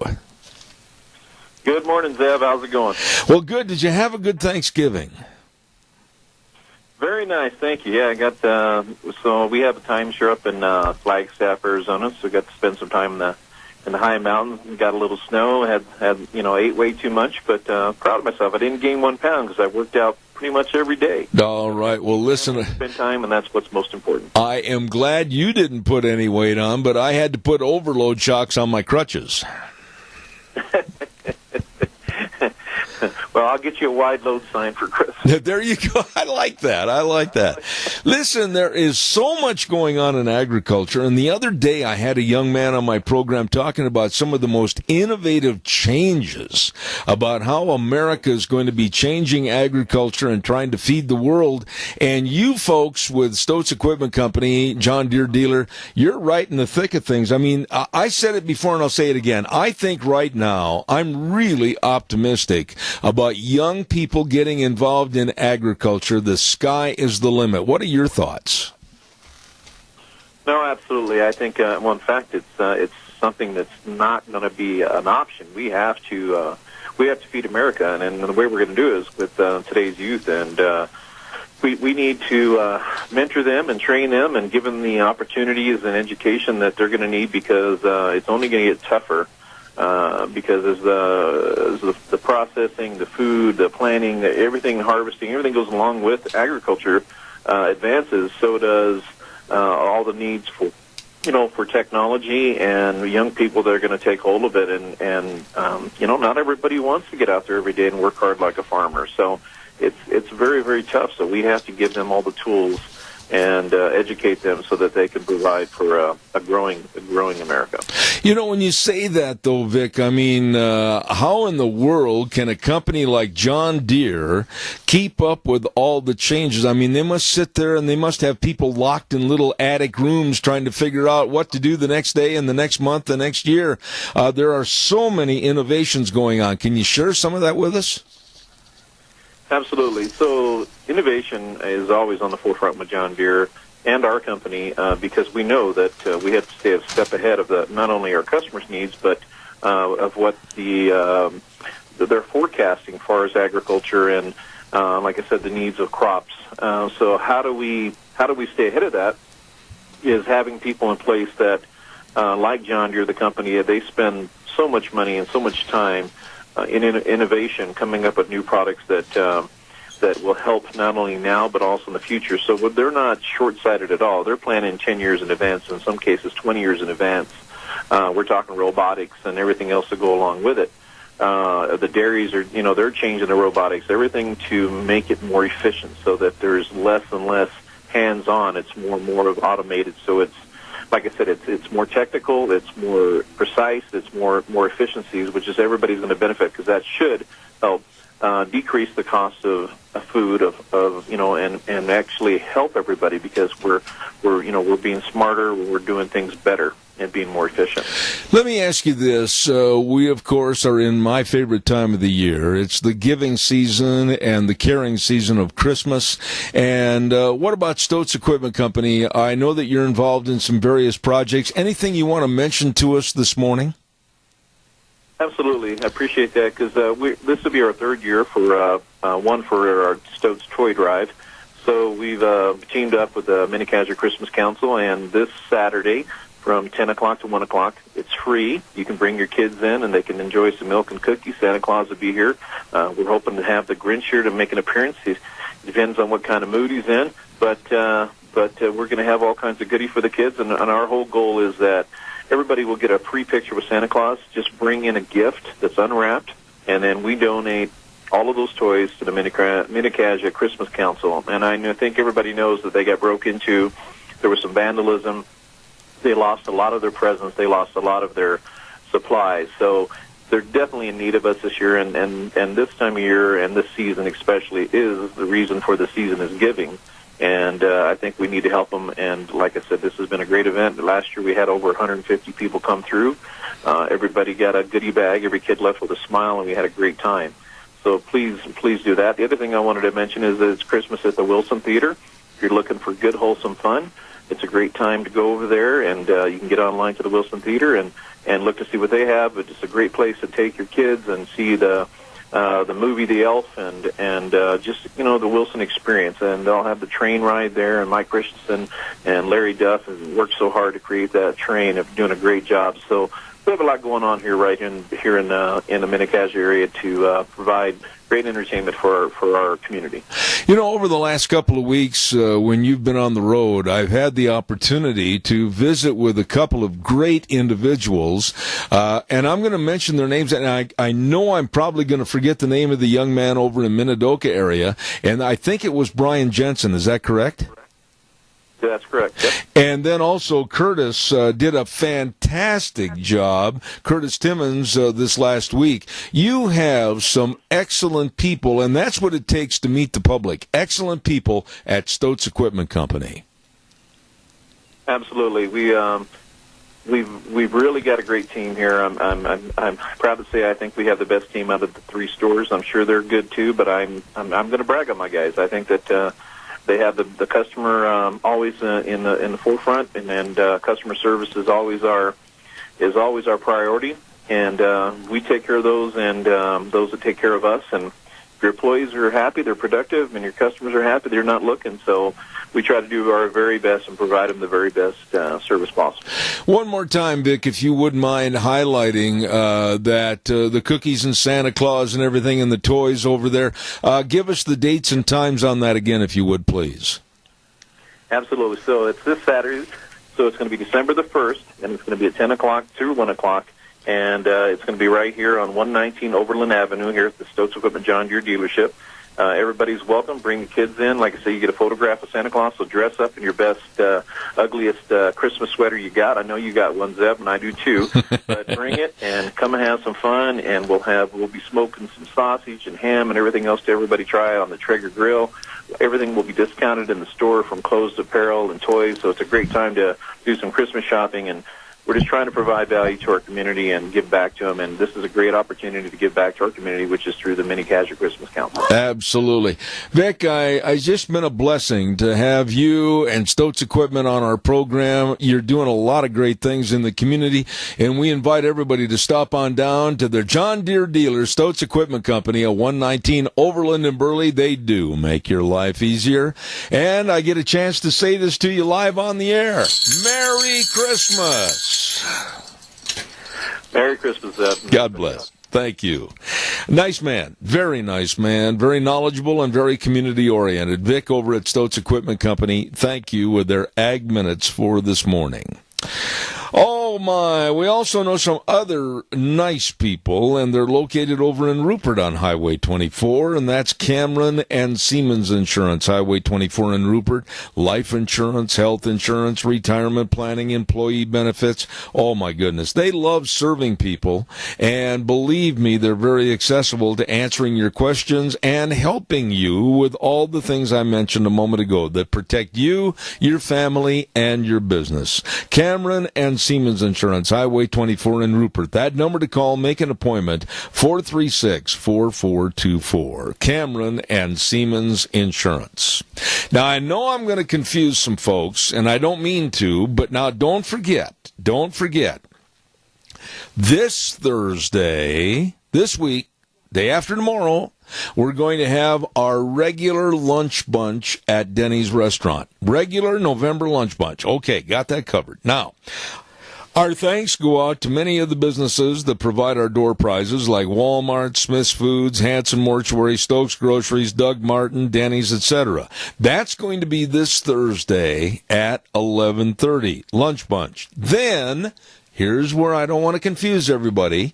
We're going to have on December 13th the old-fashioned Denny's Christmas. And that's going to be, as I broadcast live and direct at Denny's on December 13th at Denny's restaurant from 8 to 11. We're going to have Christmas carols, prizes, Santa Claus, and we're going to have the Loot in the Boot to help aid needy families, and music by Ashley Ludlow. Oh, it's going to be a lot of fun. Old-fashioned Denny's Christmas on Thursday, December 13th, 611 North Overland in Burley. Don't you miss it. There. Okay, now, coming up next hour, we're going to have, of course, the world-famous, and he is, Dr. History coming on the program.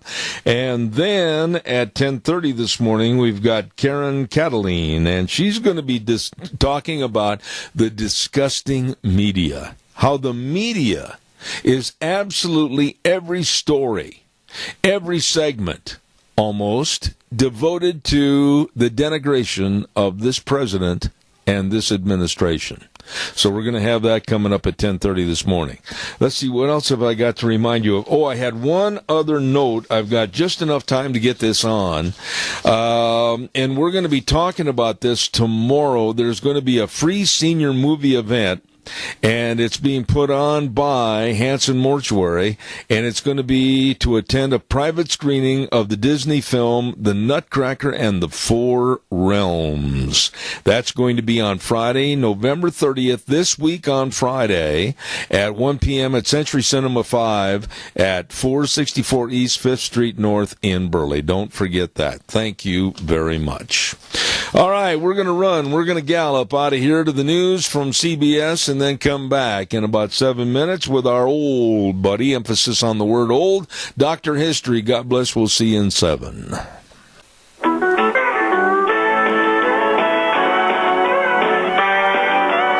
I think I better pay more attention to what's going on. I wasn't listening, and here we are back for hour number 3. Zeb at the Ranch. I'm Zeb Bell with our major sponsor, your Magic Valley, Les Schwab Tire Centers. All 7 locations serving you, and along with some of our great advertisers like Burley Physical Therapy and Rehabilitation at 1263 Bennett Avenue, Suite 2 in Burley, helping you get back to being you. We're going to have Dr. History on the program with us momentarily, but got to do this right. Merry Christmas wishes from AMI at 719 Overland and Burley. Look for the big 28-foot wrench over their door and go nuts over their bolts. Absolutely. They wish all their customers a very Merry Christmas from AMI. How about Clark's for Shopping at 100 East Main Street in Oakley? Oh, these are wonderful people. And they've got that famous sausage from Grandma's recipe, bulk patties or links. It is good. Everything at Clark's for Shopping for you in Oakley. And Dot Foods, 1541 West 27th Street in Burley. They'd like to say a big thank you to the Minnecasia community for all their support in making Dot Foods the nation's largest food industry redistributor. All of these businesses say Merry Christmas to you and your family. Right now, without further ado, and this gentleman Wait a minute. Turned on the wrong switch. Got to hit the right button here. Good morning to Dr. History. Good morning, Zeb. How are you, my friend? I'm doing great. Had a good weekend, Thanksgiving. Now, you had 30 people, right? Well, almost. We had my 6 kids and their spouses and 13 grandkids. 13? And we had a great week. We played games, we ate, we danced, we did everything, and also found out that number 14 grandchild is on its way. Really? When do they expect it to knock on the door? About July. Really? But I have a tradition, Zeb, that with my kids, when they have their first child, I build them a cradle. Oh, boy. And let them design it how they want it, what style, one thing, another. So I'm going to build my 5th cradle here. And I enjoy doing that, though. God bless. See, I don't have that talent. I would hand them a shoebox. Well, that would work for a little while. It'd have to be the size of Shaquille O'Neal's. Yeah. You did have a good Thanksgiving, though. Oh, yeah. Yeah, it was So did nice. we. We went up to Toby's. Yeah. And we had about 19 or 20 people up there. And it was phenomenal. My daughter, I hope she's listening right now this morning, she had a menu that would knock your socks off delicious. It was great. And for the next few days, we eat some more, right? I finished it off last night. Did you really? Yeah. Okay. Well, what are we going to talk about today? Well, we're going to go to a mining area and an event that took place there, but I need to give a little bit of background. We're going to be talking about an area in northern California, a couple of rivers. One, the Trinity River. Which, I know where it is. It's a major river in the northwest of California. I've been on it. Okay. Yeah. And it's the principal tributary of the Klamath River, which flows through Oregon and California and into the Pacific. Right. So, and then I'm going to talk about a couple of tribes that are a little lesser known. There's one called the Hoopa Indians, and they're located in what they call the Hoopa Valley, which is about an 8-mile stretch along the Trinity River. And then there's and I'm not sure if I'm saying this right, the Karuk Indians, which means up river people, and they lived along the Klamath. So, and they actually lived in wooden houses. So that kind of gives you an idea of where we're going to be talking about this story. Okay. Right. So, for miles up and down the diggings where northern California's Klamath River forks off from the Trinity, and pick and shovel miners, they were swarming over this place every place they could get, like ants. A lot of gold up there. Yeah, and they all knew of a guy by the name of Philip Kane Richtmeyer. Okay, so he's the main character we're going to be talking about today, Philip Kane Richtmeyer, and they always thought he was a little bit odd, a little bit different, and eccentric. You'll understand as we go along here. Okay, and not that he was unfriendly. He was civil enough to talk to and was generous to a fault, and he would actually help out a fellow gold miner if the guy was going through a rough spell, if his claim just kind of gave out. So he was a good guy, well known among the other miners. Okay. But this is a little bit odd. At night, you could see a lantern flickering about his camp. He didn't carouse with the guys that were out drinking or playing cards, gambling, things like that. He did not participate in that. But night after night, he would sit inside his crude lean-to shelter and preferring the company of his books to the humanity that struck out along the river. So, again, this is a little unusual for somebody back in those days to be reading books instead of, playing cards or one thing or another. Yeah. So, anyway, so the time was 1855, 7 years after a guy by the name of Major Pearson B. Reading, he was trapping furs along the mountain rivers, and he struck the Trinity River at a place now called Redding's or Reading's Bar. Redding, California was named after him, too. Okay.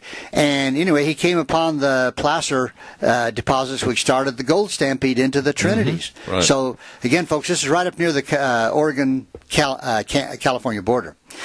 Well, the miners paid little attention to the fact that this was Indian country. The Hoopa Indians had been fishing here for centuries, and the fact that the miners with their rockers and what they did, it muddied the river and made it difficult for these Indians to survive. Yeah. So the miners just kind of hacked away at the Hoopa and the Karuk sacred river rocks to get to the good gold. Well, the Indians, for the most part, out of maybe fear, because there was a lot of for white people, and they had guns. Of course, the white people did. So they declined full-scale war and kind of confined their revenge to a few times they'd go out at night against individual cabins or undermanned pack trains. So they did make a few raids. But this Philip Rickmeyer's camp was particularly vulnerable because it was situated, as it was, a short way east of the confluence of the Klamath and the Trinity Rivers, where they came together. I have a question here. Okay. Now, what were the tribe names again? There was the Karuk, yeah, and Hoopa. And the Hoopa. Now, what about, were they in kind of concert with the Modocs? They were, yes. And there was another, there was about 4 tribes that kind of hung around I'm together. very familiar with the Modocs up in that area. Right. Yeah. Yeah. So, but like I said, they didn't do a lot, but they would go out on raids here and there. But like I say, this Philip Rickmeyer, he had a camp right there by the Trinity and Klamath Rivers. And it was actually where a Yurok village kind of stood up above, kind of on a bluff above where they could actually kind of watch this guy's camp. Wow. So, but he didn't seem to worry about it. So anyway, Rickmeyer shared his cabin with 7 other prospectors, each of whom had individually purchased a share in the claim, and they were now working together after the original owners had worked off the rich surface, placer, and moved on to other pickings. These 8 men really didn't have much in common, aside from their interest in gold, the gravel. And the other 7 men, they were kind of loud, they were kind of obnoxious, and you probably won't believe this, but they sometimes were a little bit profane. Oh, my. Yeah, I know, that's a surprise. And actually, they kind of made fun of Rickmeyer. I see. They kind of, hey, this guy's reading books. What's wrong with him? Yeah. So, anyway, the reading of the books and he actually sympathized with the Indians. Rickmeyer did. So, the Yurok Braves, they'd sometimes bring him fresh game, and unfortunately, some of the miners would take advantage of the Indians, and if they wanted something, they would just go to their camp, and if they had a fresh deer or elk, they'd just take it.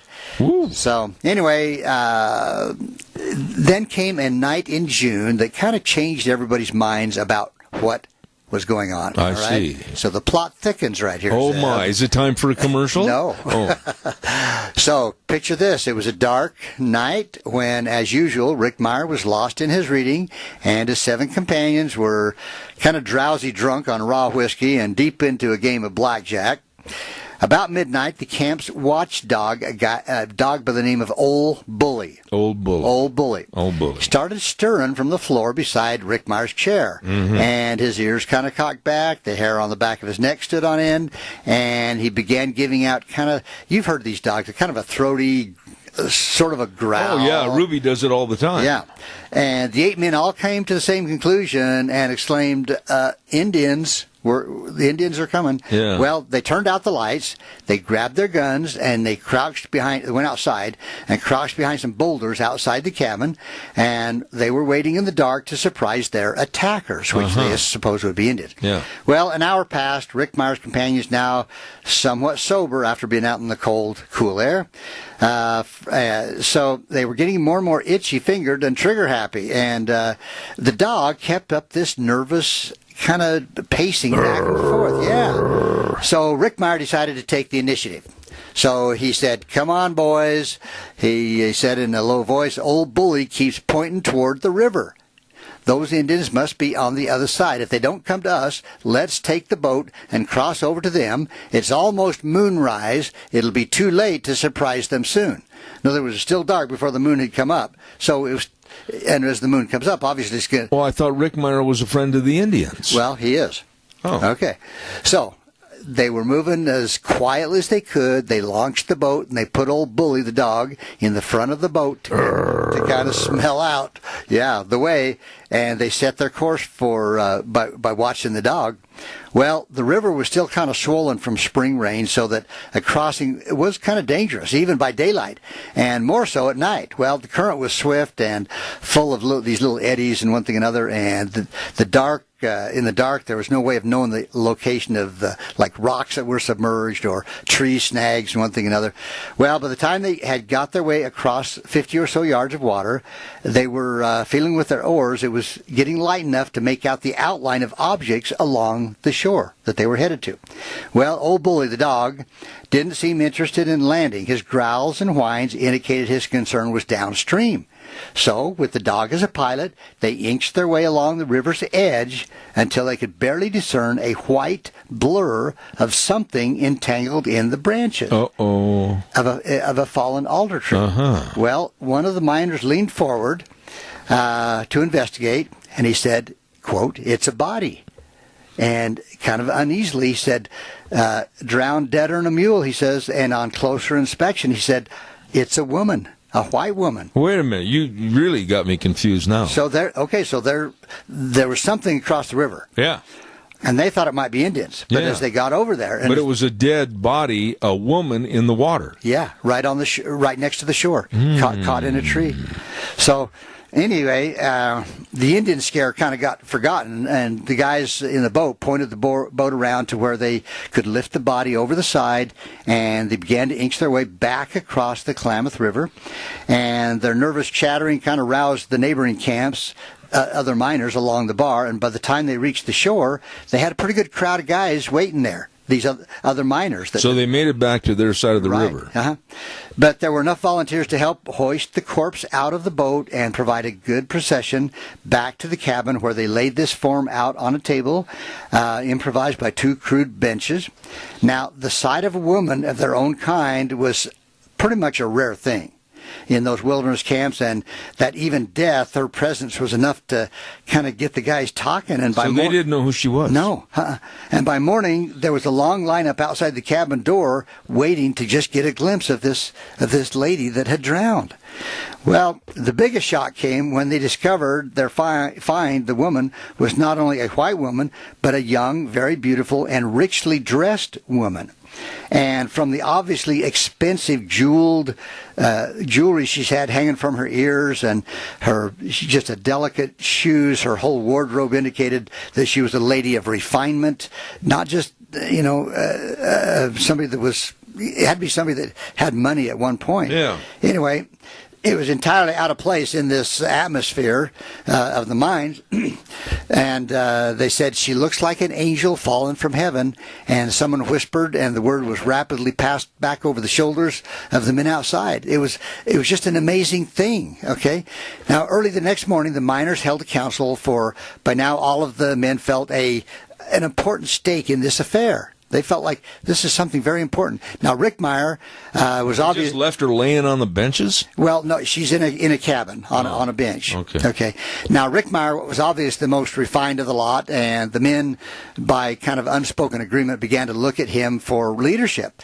So, under his guidance, it was decided that it wouldn't be fitting for them to lay out a young lady for burial. So, the only other women nearby were the Indians. So at Rick Meyer's suggestion, the miners agreed to request some of the Yurok Indian women to handle this task of getting the body ready for burial. So a messenger was dispatched, and his respectful invitation to the village chief created a bit of an excitement among the Indians, and as the appearance of the girl's body had among the miners. So it was the first time the miners had asked rather than demanded anything of the Indians.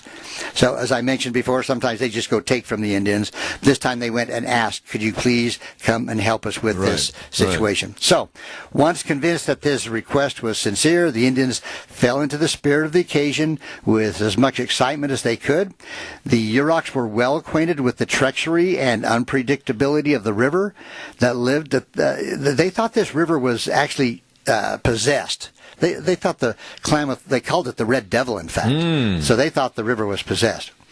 But anyway, so they thought it was amazing that this young woman was preserved, and the Yurok, they came down with their medicine woman. They wove a watertight basket of porcupine quills, which carried the woman, and they brought out the best of their young daughters, and the girls these young girls were ornamented with hoops of shell and beads and reeds woven ceremonial hats. They made the big deal, big celebration. Didn't know who she was. Not yet, no. So the Indians joined in this big, I don't want to say celebration, but that's kind of what it was. So anyway, they were ceremonially decked out with the young girls, and the whole village turned out as an honor guard and began a stately caravan of dugout boats up the Klamath. Not to be outdone, the miners organized a formal welcoming party. Now, under Rickmeyer's direction, the Yurok removed the clothing from the corpse, exclaiming and chattering over their first encounter with silk and fine linen. Mm-hmm. While the girls washed the clothes in the river and laid them out on rocks to dry in the sun, some of the miners began making a coffin, while others built a big fire, and they accepted contributions for feeding the assembly. So now you got a whole bunch of Indians and a whole bunch of miners getting together almost for a banquet. Yeah, can I sound a little morbid here? Sure. This woman that fell in the water and drowned, I mean, my goodness, they can't leave her out too long, can they? No. So this is all taking place within a day or so. I see. So it's moving along. So the miners assessed themselves generously of their precious stores of beans, flour, lard, potatoes. Holy smokes. It cost $20 per hundredweight to pack flour by mule, trained from the Union. But on this occasion, the miners were lavish with their grub. The Yuroks made their contribution, too, of venison, roots, and the grizzled miners squatted to peel spuds. Can you picture that? The miners are kneeling down, peeling potatoes. Yeah. They had biscuit dough alongside the Yurok Indians' mush. So by sundown, this is the next day, so it didn't take that long. By sundown, the feast was ready and the corpse laid out in style, clothes rearranged and candles burning at her head and feet. Now, through the night-long wake that followed, the miners took turns sitting solemnly by the body, recalling in hushed tones remembrances of the home folks. And I think this was an occasion that kind of brought them back thinking about home. Yeah. So anyway, so they sat with her all night. Sounds like Thanksgiving. It does. And some of them actually sang some hymns that they had remembered from back home. My. Now, the Indians, for their part, they set up their chant for the dead. And so the night passed with tones of Christian hymns mingling with the sing-song rise and fall of the Yurok death song. And now, again, so you got two different, what do you say, communities. Cultures coming together. Well, the funeral was held at sunrise just as the light began spilling over the hills. And so long, these hills were sacred to the Yuroks. Anyway, somewhere on a rise near where Hopkins Creek empties into the Klamath, the girl was buried. I see. Okay, an old-timer living near then remembers his grandfather telling how for 7 nights following the funeral, the Yuroks kept an honorary vigil over the grave, chanting their sing-song thing for 7 days after the burial. Okay, because that was their culture. So, anyway, history doesn't record what Rickmeyer said in his eulogy, but we do know that the miners were able to make a positive identification of the body before it was consigned to the grave. So here's what happened. Sometime during the excitement of the night and the day past, Rickmeyer had come across an item in the Humboldt Times newspaper. Okay? So, and here's what it said in the newspaper. We regret to record that Miss Cyril St. Hare, have a beautiful young lady of 18, well-connected and highly educated, while on the way to the Upper Klamath to meet her fiancé, a lucky miner and rancher, met with an accident that may have proved fatal, making her last day's journey on a spirited mare in company of a pack train. They were met by a band of Indians at a sudden turn in the road. The mare took fright and fled with her fair burden with the utmost speed. The most diligent search has failed to discover where to. Such a ride among the peaks and defiles of the Klamath is full of danger, and fears are entertained that she has been dashed to pieces. Her friends will be deeply grateful for any news of her, dead or alive. So that's what Rickmeyer found in the newspaper. So now he knew who she was. Yeah. So as the Indians were dressing the body, Rickmeyer discovered that there was a gold locket around her neck, and it was engraved with some initials. And just before she was buried, the miners respectfully removed her jewelry and sent it with a note to her fiancé and her family in San Francisco. But kind of in a sad note, in the spring of 1856, there was a lot of heavy snow, melting snow in the Trinity, and the high floodwater ripped open the grave, carrying the body away and completely obliterating any trace. So there's no way they can even know where the grave finally ended up. So, it's just kind of a... But it brought both cultures together. Yeah. And again, that's the story. What about Rick Meyer? What happened to him? Don't know. He just, probably hung around for a while. They didn't make fun of him anymore, probably. They probably didn't. But, that's the story you don't hear about in the mining camps. No.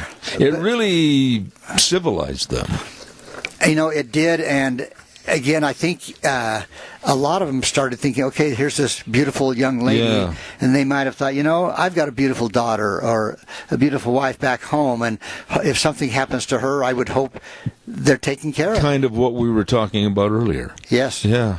So it brings one back in a melancholy mood. It would, and that's why the miners loved, especially some of the little girls that sang and danced for them. They just would throw money, and so that's the story of the Lost Bride. Okay, the Lost Bride. The Lost Bride. Wow, you did it again. Thank you, and I'm glad you had a great Thanksgiving. We did. Thank you. Okay, stay with us. I got to talk to you for a minute. Don't forget, on Thursdays we have a segment called Cassia County School Days, and we really want to acknowledge the main sponsor of that event, and that is A Child's World at 1308 Overland in Burley. All the clothes from newborn to size 16, the games, puzzles, toys, furniture, everything at A Child's World. Stop in and see them today. 1308 Overland and Burley, A Child's World, and they bring you Cassia County School Days on Thursdays at 10:10. Right now we're going to send this back over to our main studios. We'll be back in about 3 minutes. And now, back to Zeb at the Ranch on AM 1230 KBAR. To reach Zeb, call 436-2244 or toll free 1-866-927-4587. And now, here is Zeb Bell. Oh, welcome back. And don't forget, Burley Livestock presents the 3rd annual Bred Cow Special Sale on Monday, December 10th at 11 a.m. sharp. They're going to have over 1,200 head of really good quality cows and heifers with top genetics, pre-consigned good quality cattle, mostly one iron cattle, and they're also going to have about 12 head of bulls from CL Semper over to Gooding. First calf heifers, really good solid cows of all ages. You do not want to miss this sale. Excellent sale, and for more information, the 3rd annual Bred Cow Sale at Burley Livestock on Monday, December 10th at 11 a.m. sharp. Call Cade Rogge at 431-0074 or the office at Burley Livestock, 678-9411. Right now, let's head on over to the phone line and talk to a lady that has been here, I think, about 2 or 3 times in the past, and I'm looking forward to having her back on the show this morning. Karen Cataline, how are you?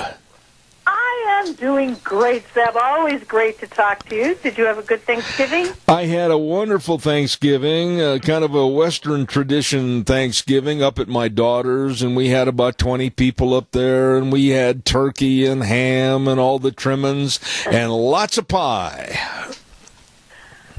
You can't have Thanksgiving without a lot of pie. I loved hearing your commercials on cattle.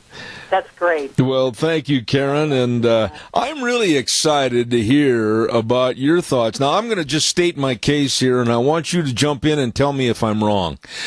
The way that the media, in general, has handled the President Trump and his administration, I find to be almost criminal. What they're doing now in a relatively close time with the border situation, with the caravanners, etc., and the blame being heaped upon the Trump administration for protecting our borders, I think is absolutely abhorrent, and I have nothing good to say about the media. What are your thoughts? Well, this interview will be very short because I agree with you 100%. And I have used that term exactly, that it's almost criminal.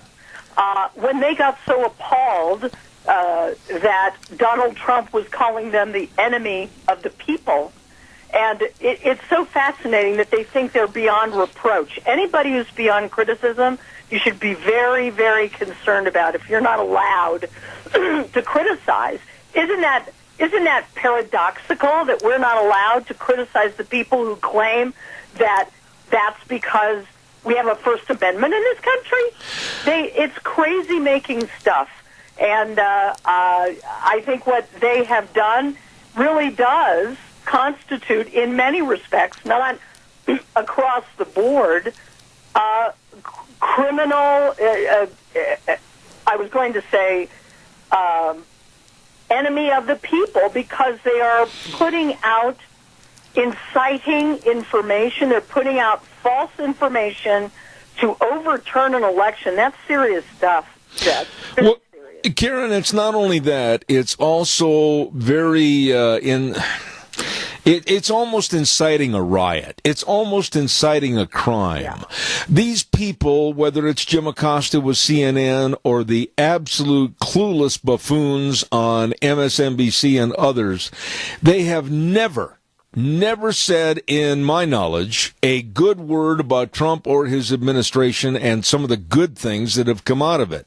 And it's almost like they are hell-bent until the new president takes over, maybe in 2020, if Trump does not get reelected, that they are not going to give any credence to this president whatsoever. Yeah, and there's a lot of reasons for that. You and I watch very, very carefully. There's a lot of reasons. There's policy reasons. And then there's just pure, raw power reasons. And I'd like to think that it doesn't make a difference, but sadly, we have to keep hammering away at the falseness of the media, because I was disheartened to read that something like 45% of Americans think Donald Trump is a racist. And I have said point blank, Donald Trump does not have a racist bone in his body. And yet the media has consistently created this narrative and twisted every word he says with innuendo to claim that he's a racist. It is ugly, it is irresponsible, and they do it in order to keep people whipped up into a frenzy. This has happened in, like, Soviet Union. Yeah. So, yeah, we're up against a huge battle here, because they will not report anything remotely close to reality. You know, and say something he did wrong, but that's not what they want to do. Yeah. They want to keep hammering away at him as being totally incompetent. How interesting it is that they protected one of the most incompetent presidents in our history, and that was the one before number 45. Never in Obama's tenure as president did I hear or read of any newscast that would be slanted against him, his policies, and his administration. Never before, even Obama, has there been any bad press like there is against the Trump administration. And I'm really concerned, Karen, that a lot of people do not have cable. A lot of people can't see what's supposed to be a fair and balanced report on Fox News, which they have holes in their screen door too. But if they're just subjected to CBS, ABC, and NBC, oh my goodness, we're in a lot of trouble in this United States. Well, we are, and we are a divided country, more so than ever. It's crazy-making stuff when the leftist media blames the divisions on Trump himself. And so it's like saying, I'm going to act out, I'm going to act like a child, and then I'm going to blame you for my behavior. Yes, Trump is a fighter, and I love it. I love that he is. But the enormous amount of content that he has put out there that has been uniting, that has talked about how he is pro-American, and he has tried to be unifying in his rallies and so forth. They will not report that. They will never report that. It does disturb me greatly that, to a large extent, they have succeeded with the other segment of the population who really, if they're lucky, they only read headlines. They never read the article. They just read the headlines. And if all these major media news outlets, no matter how corrupt they are, say that Trump is racist, well, they believe it. That's sad. Well, and media figures and entertainment figures, and I'll give you an example of a person that I absolutely detest, and that's Barbara Streisand. Here is a woman that absolutely is as left and liberal as you can be, and she has done everything she can to slander and demean the president, Donald Trump, and even blamed him, and this is how stupid she is, and people that think she can, the sun rises and sets on old Babs. She said that her eating habits and her weight gain was because of Donald Trump and her hatred for him. And the left gets away with that kind of idiocy. Yeah. There's an unbelievable level of idiocy on the left, and there's no shortage of people that I can't even watch anymore. I know they tell you, just try to detach yourself. I'm a huge fan, have been forever, of the Godfather movies. Well, Godfather 1 and 2. And I can't even watch it to watch Robert De Niro anymore. Mm-hmm. Yeah. Because these people are so knee-jerk, and their ignorance and arrogance, which is a nasty, nasty combination, is so apparent. They're so oblivious. You watch like 2 seconds of those award shows, and they really think, talk about the sun setting on them. They think that every word they utter should be, words of God. So it's very frustrating. I enjoy James Woods. I don't know if you know who that is. I do. He is great. James Woods is one of the very, very rare sort of libertarian conservatives who's on Twitter. Yes. And mostly people come out of the closet as conservatives after they've had their career, and they're not having to go hat in hand to producers, because producers will blacklist them. Well, do everything they complain that the right did. Well, and there was a blacklist in the 50s, but now there's a blacklist again, and it is against conservatives, very clearly. Well, and I think that Tim, oh my goodness, I forgot his last name, Tim the Toolman Taylor. What's Tim's last name, real name? I can't think of the actor's name. Tim, that was on the show that was taken off ABC, and they rerouted it over to Fox, and it's been very successful, The Last Man Standing. Tim Allen, thank you very much. Yes. His name escaped me all of a sudden. He's had the nerve, if you want to use the terminology, the guts to stand up. Others in Hollywood have also had nerve to stand up against the establishment, Tom Selleck being one of them, along with Tim Allen and very few others. They honestly have looked at the establishment and the left wing, and they've condemned them, but very few have the nerve. No, they don't. And when they do, as I say, they're usually a lot older, and they've already had their career. Having had some career in that business, I used to do touring musical comedy and theater. There are young performers that go to Los Angeles, which, by the way, is a horrible place in general, and they get politically active just so they can rub elbows with celebrities, and they don't even know what they think. They just know what the political orthodoxy is and what they're supposed to think. Yeah. But when you get to the age of like Kelsey Grammer, who played Frasier, or Robert Duvall is a conservative, they've had their careers and they don't really care what you think anymore. And that's why there's only about a half a dozen of them, because there aren't very many celebrities who don't want the entire world's love and adoration. Though, Karen, I don't mean to just drop in my own personality and my own achievements, but I've been in some major motion pictures. And the one thing that I have noticed is that these so-called Hollywood stars, if you will, like Leonardo DiCaprio and others, they basically, a lot of them had trouble getting through high school because they didn't pay attention to their grades and or the education system. But yet when they become stars, per se, they all of a sudden become the light that we're supposed to follow that knows more than we do. And I don't look at it that way at all. Well, and I'm glad that at least the public in general are beginning to see that. We sadly don't have we don't have royalty in this country for a reason, because we left the Brits. Right. We don't believe in the divine rights of kings, and that's why we have a constitution. And then we go and we make kings and queens of Hollywood actors. And so the trend of not watching those stupid award shows that I used to watch when I was a kid, I would never miss them.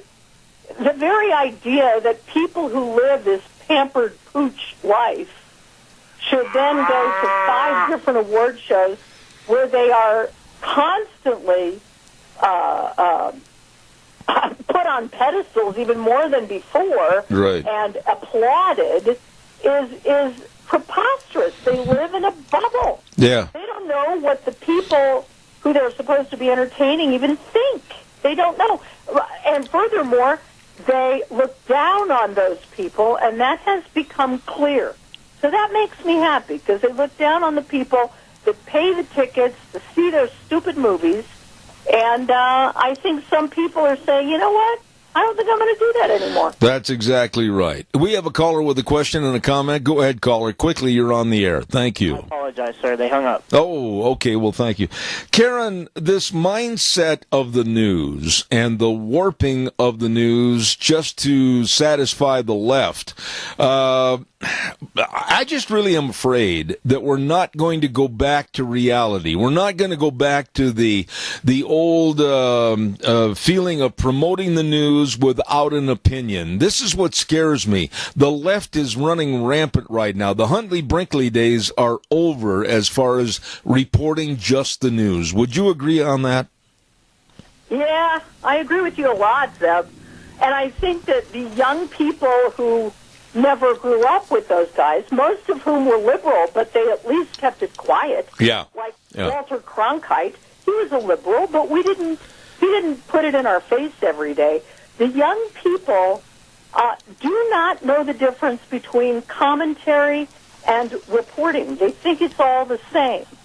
And that's because they've blurred the line to such an extent that they think it's a terrible thing that Sean Hannity attends a Trump rally.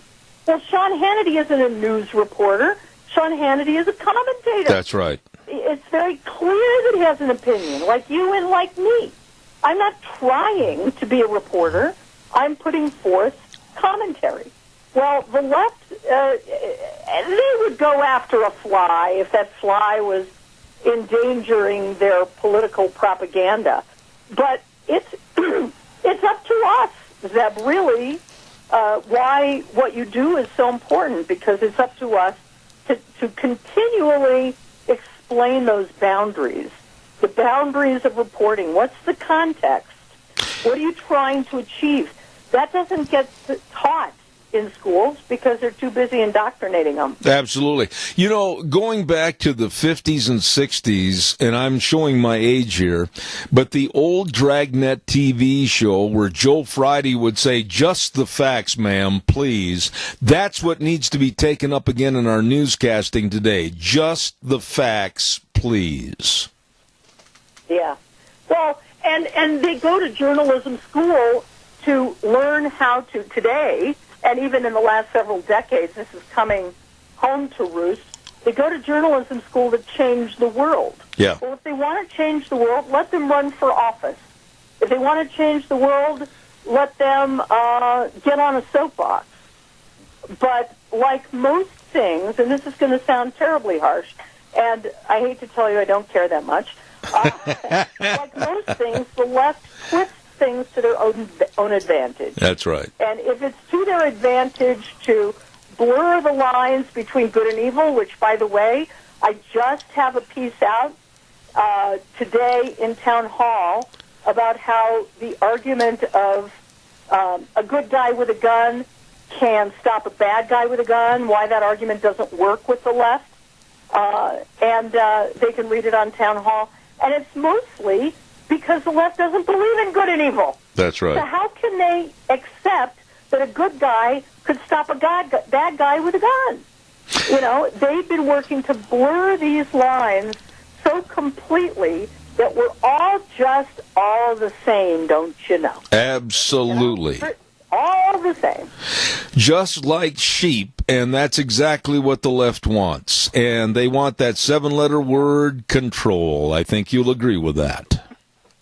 And I think that it is purposeful. It isn't, not only is it control, and you're absolutely right, but it is purposeful because what is necessary for socialism to occur?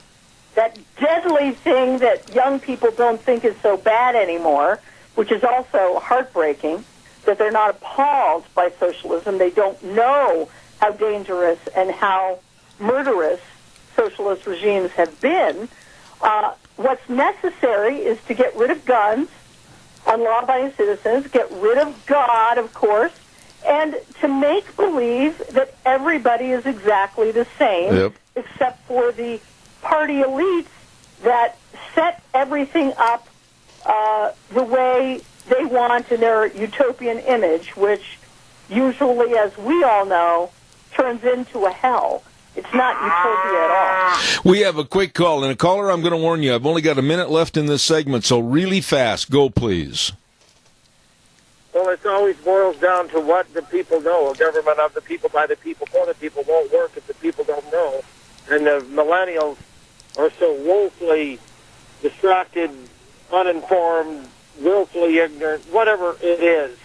They don't even care. And so they don't even realize what the Constitution and free market capitalism affords them, and they believe anything, and you've got people willing to lie about everything to get their way and destroy our country. I'll hang up. Respond to the caller, Karen, if you would, please. Thank you. Well, we've been asleep at the switch. Yep. I hate to say it's partly conservatives and Republicans' fault that we abandoned the educational system to the left. We thought that just by merely, living in this country, people would appreciate and understand freedom. So we have a long way to go to start educating people again. One other thing, if I have the time, is that younger people than millennials are starting to be more conservative, and that's something to feel optimistic about. Karen Cataline, you're welcome here anytime, and I certainly appreciate your taking the time to be on our program this morning, and I'll be in touch, and God bless and Merry Christmas to you. Merry Christmas to you, too. My pleasure being with you. All right. Thank you very, very much. I like that lady, and I'm going to have her back again. Karen Cataline, thank you very, very much. Holy smokes, we got to get the weather forecast on here. And the weather's brought to you by Scarrows Meats, 331 North Road, Jerome. The telephone number to call, 324-7657, or you can go to their website, scarrowsmeats.com. Delicious meats, whether it's the marinated pork ribs, the tri-tips, or of course, the buckboard bacon or the breakfast sausage. Oh, the list goes on. All the delicious meats from Scarrows Meats in Jerome. Right now, here's the weather. Here's a look at your weather forecast for this Tuesday, the 27th, and we are expecting some rain and snow showers for today. Maybe a bit like winter for this week. 30% chance of precipitation, mostly cloudy skies, slightly breezy, expecting a high of 45 tonight. That could continue with a low of 33. Tomorrow we do have a 20% chance of rain showers in the morning, partly sunny by tomorrow afternoon with a high of 44. That's not going to last long, though, because by Wednesday night, more rain and snow showers are in the forecast, mostly in the overnight hours with a low of 28. And as we look ahead at Thursday, chance of rain and snow in the forecast, expecting a high near 43, and by Friday, pretty much the same. That's your weather for Zeb at the Ranch. Thank you, Gina, and brought to everybody by Scarrows Meats. Don Scarrow and the crew, 331 North Road, Jerome, and they are changing the way we eat one delicious bite at a time. Want to say a big, big thank you to our major sponsor, and that's, of course, your Magic Valley Les Schwab Tire Centers, all 7 locations serving you with the best of tires to get you through anything the roadways throw at you, the slush and the mush and the ice and the snow, everything. They've got all the tread designs. They've got all the sizes for your vehicles, all your cars, pickups, SUVs, all the tires you need. And don't forget, too, the best of service, the best of service, with front-end alignment, shocks and struts and batteries, and highly trained brake technicians. I mean, you can drive and be rest assured that you're driving safely with the help of your folks at your Magic Valley Les Schwab Tire Centers, with Lane and Rupert, Dave on Blue Lakes and Twin, Mike and Buell, Mike and Jerome, and of course the Twist family in Paul, Daniel on Pauline in Twin Falls, and Randy on Overland in Burley. The best, your Magic Valley Les Schwab Tire Centers. That's going to wrap it up for today. What have we got on the menu for tomorrow? Let's see. We've got Dave Bego. We've got Rex Jones coming on. We've got, one of my favorites, Dr. Gerard Lamero. And Day Egasquitha is going to talk about senior citizens and the scams that are out there. Don't miss any of it. Tune in tomorrow morning at 8:06. We'll ride the horse for 3 hours right here on Zeb at the Ranch. And we always say the way things were are the way things ought to be, and the world needs more cowboys. See you tomorrow morning at 8:06.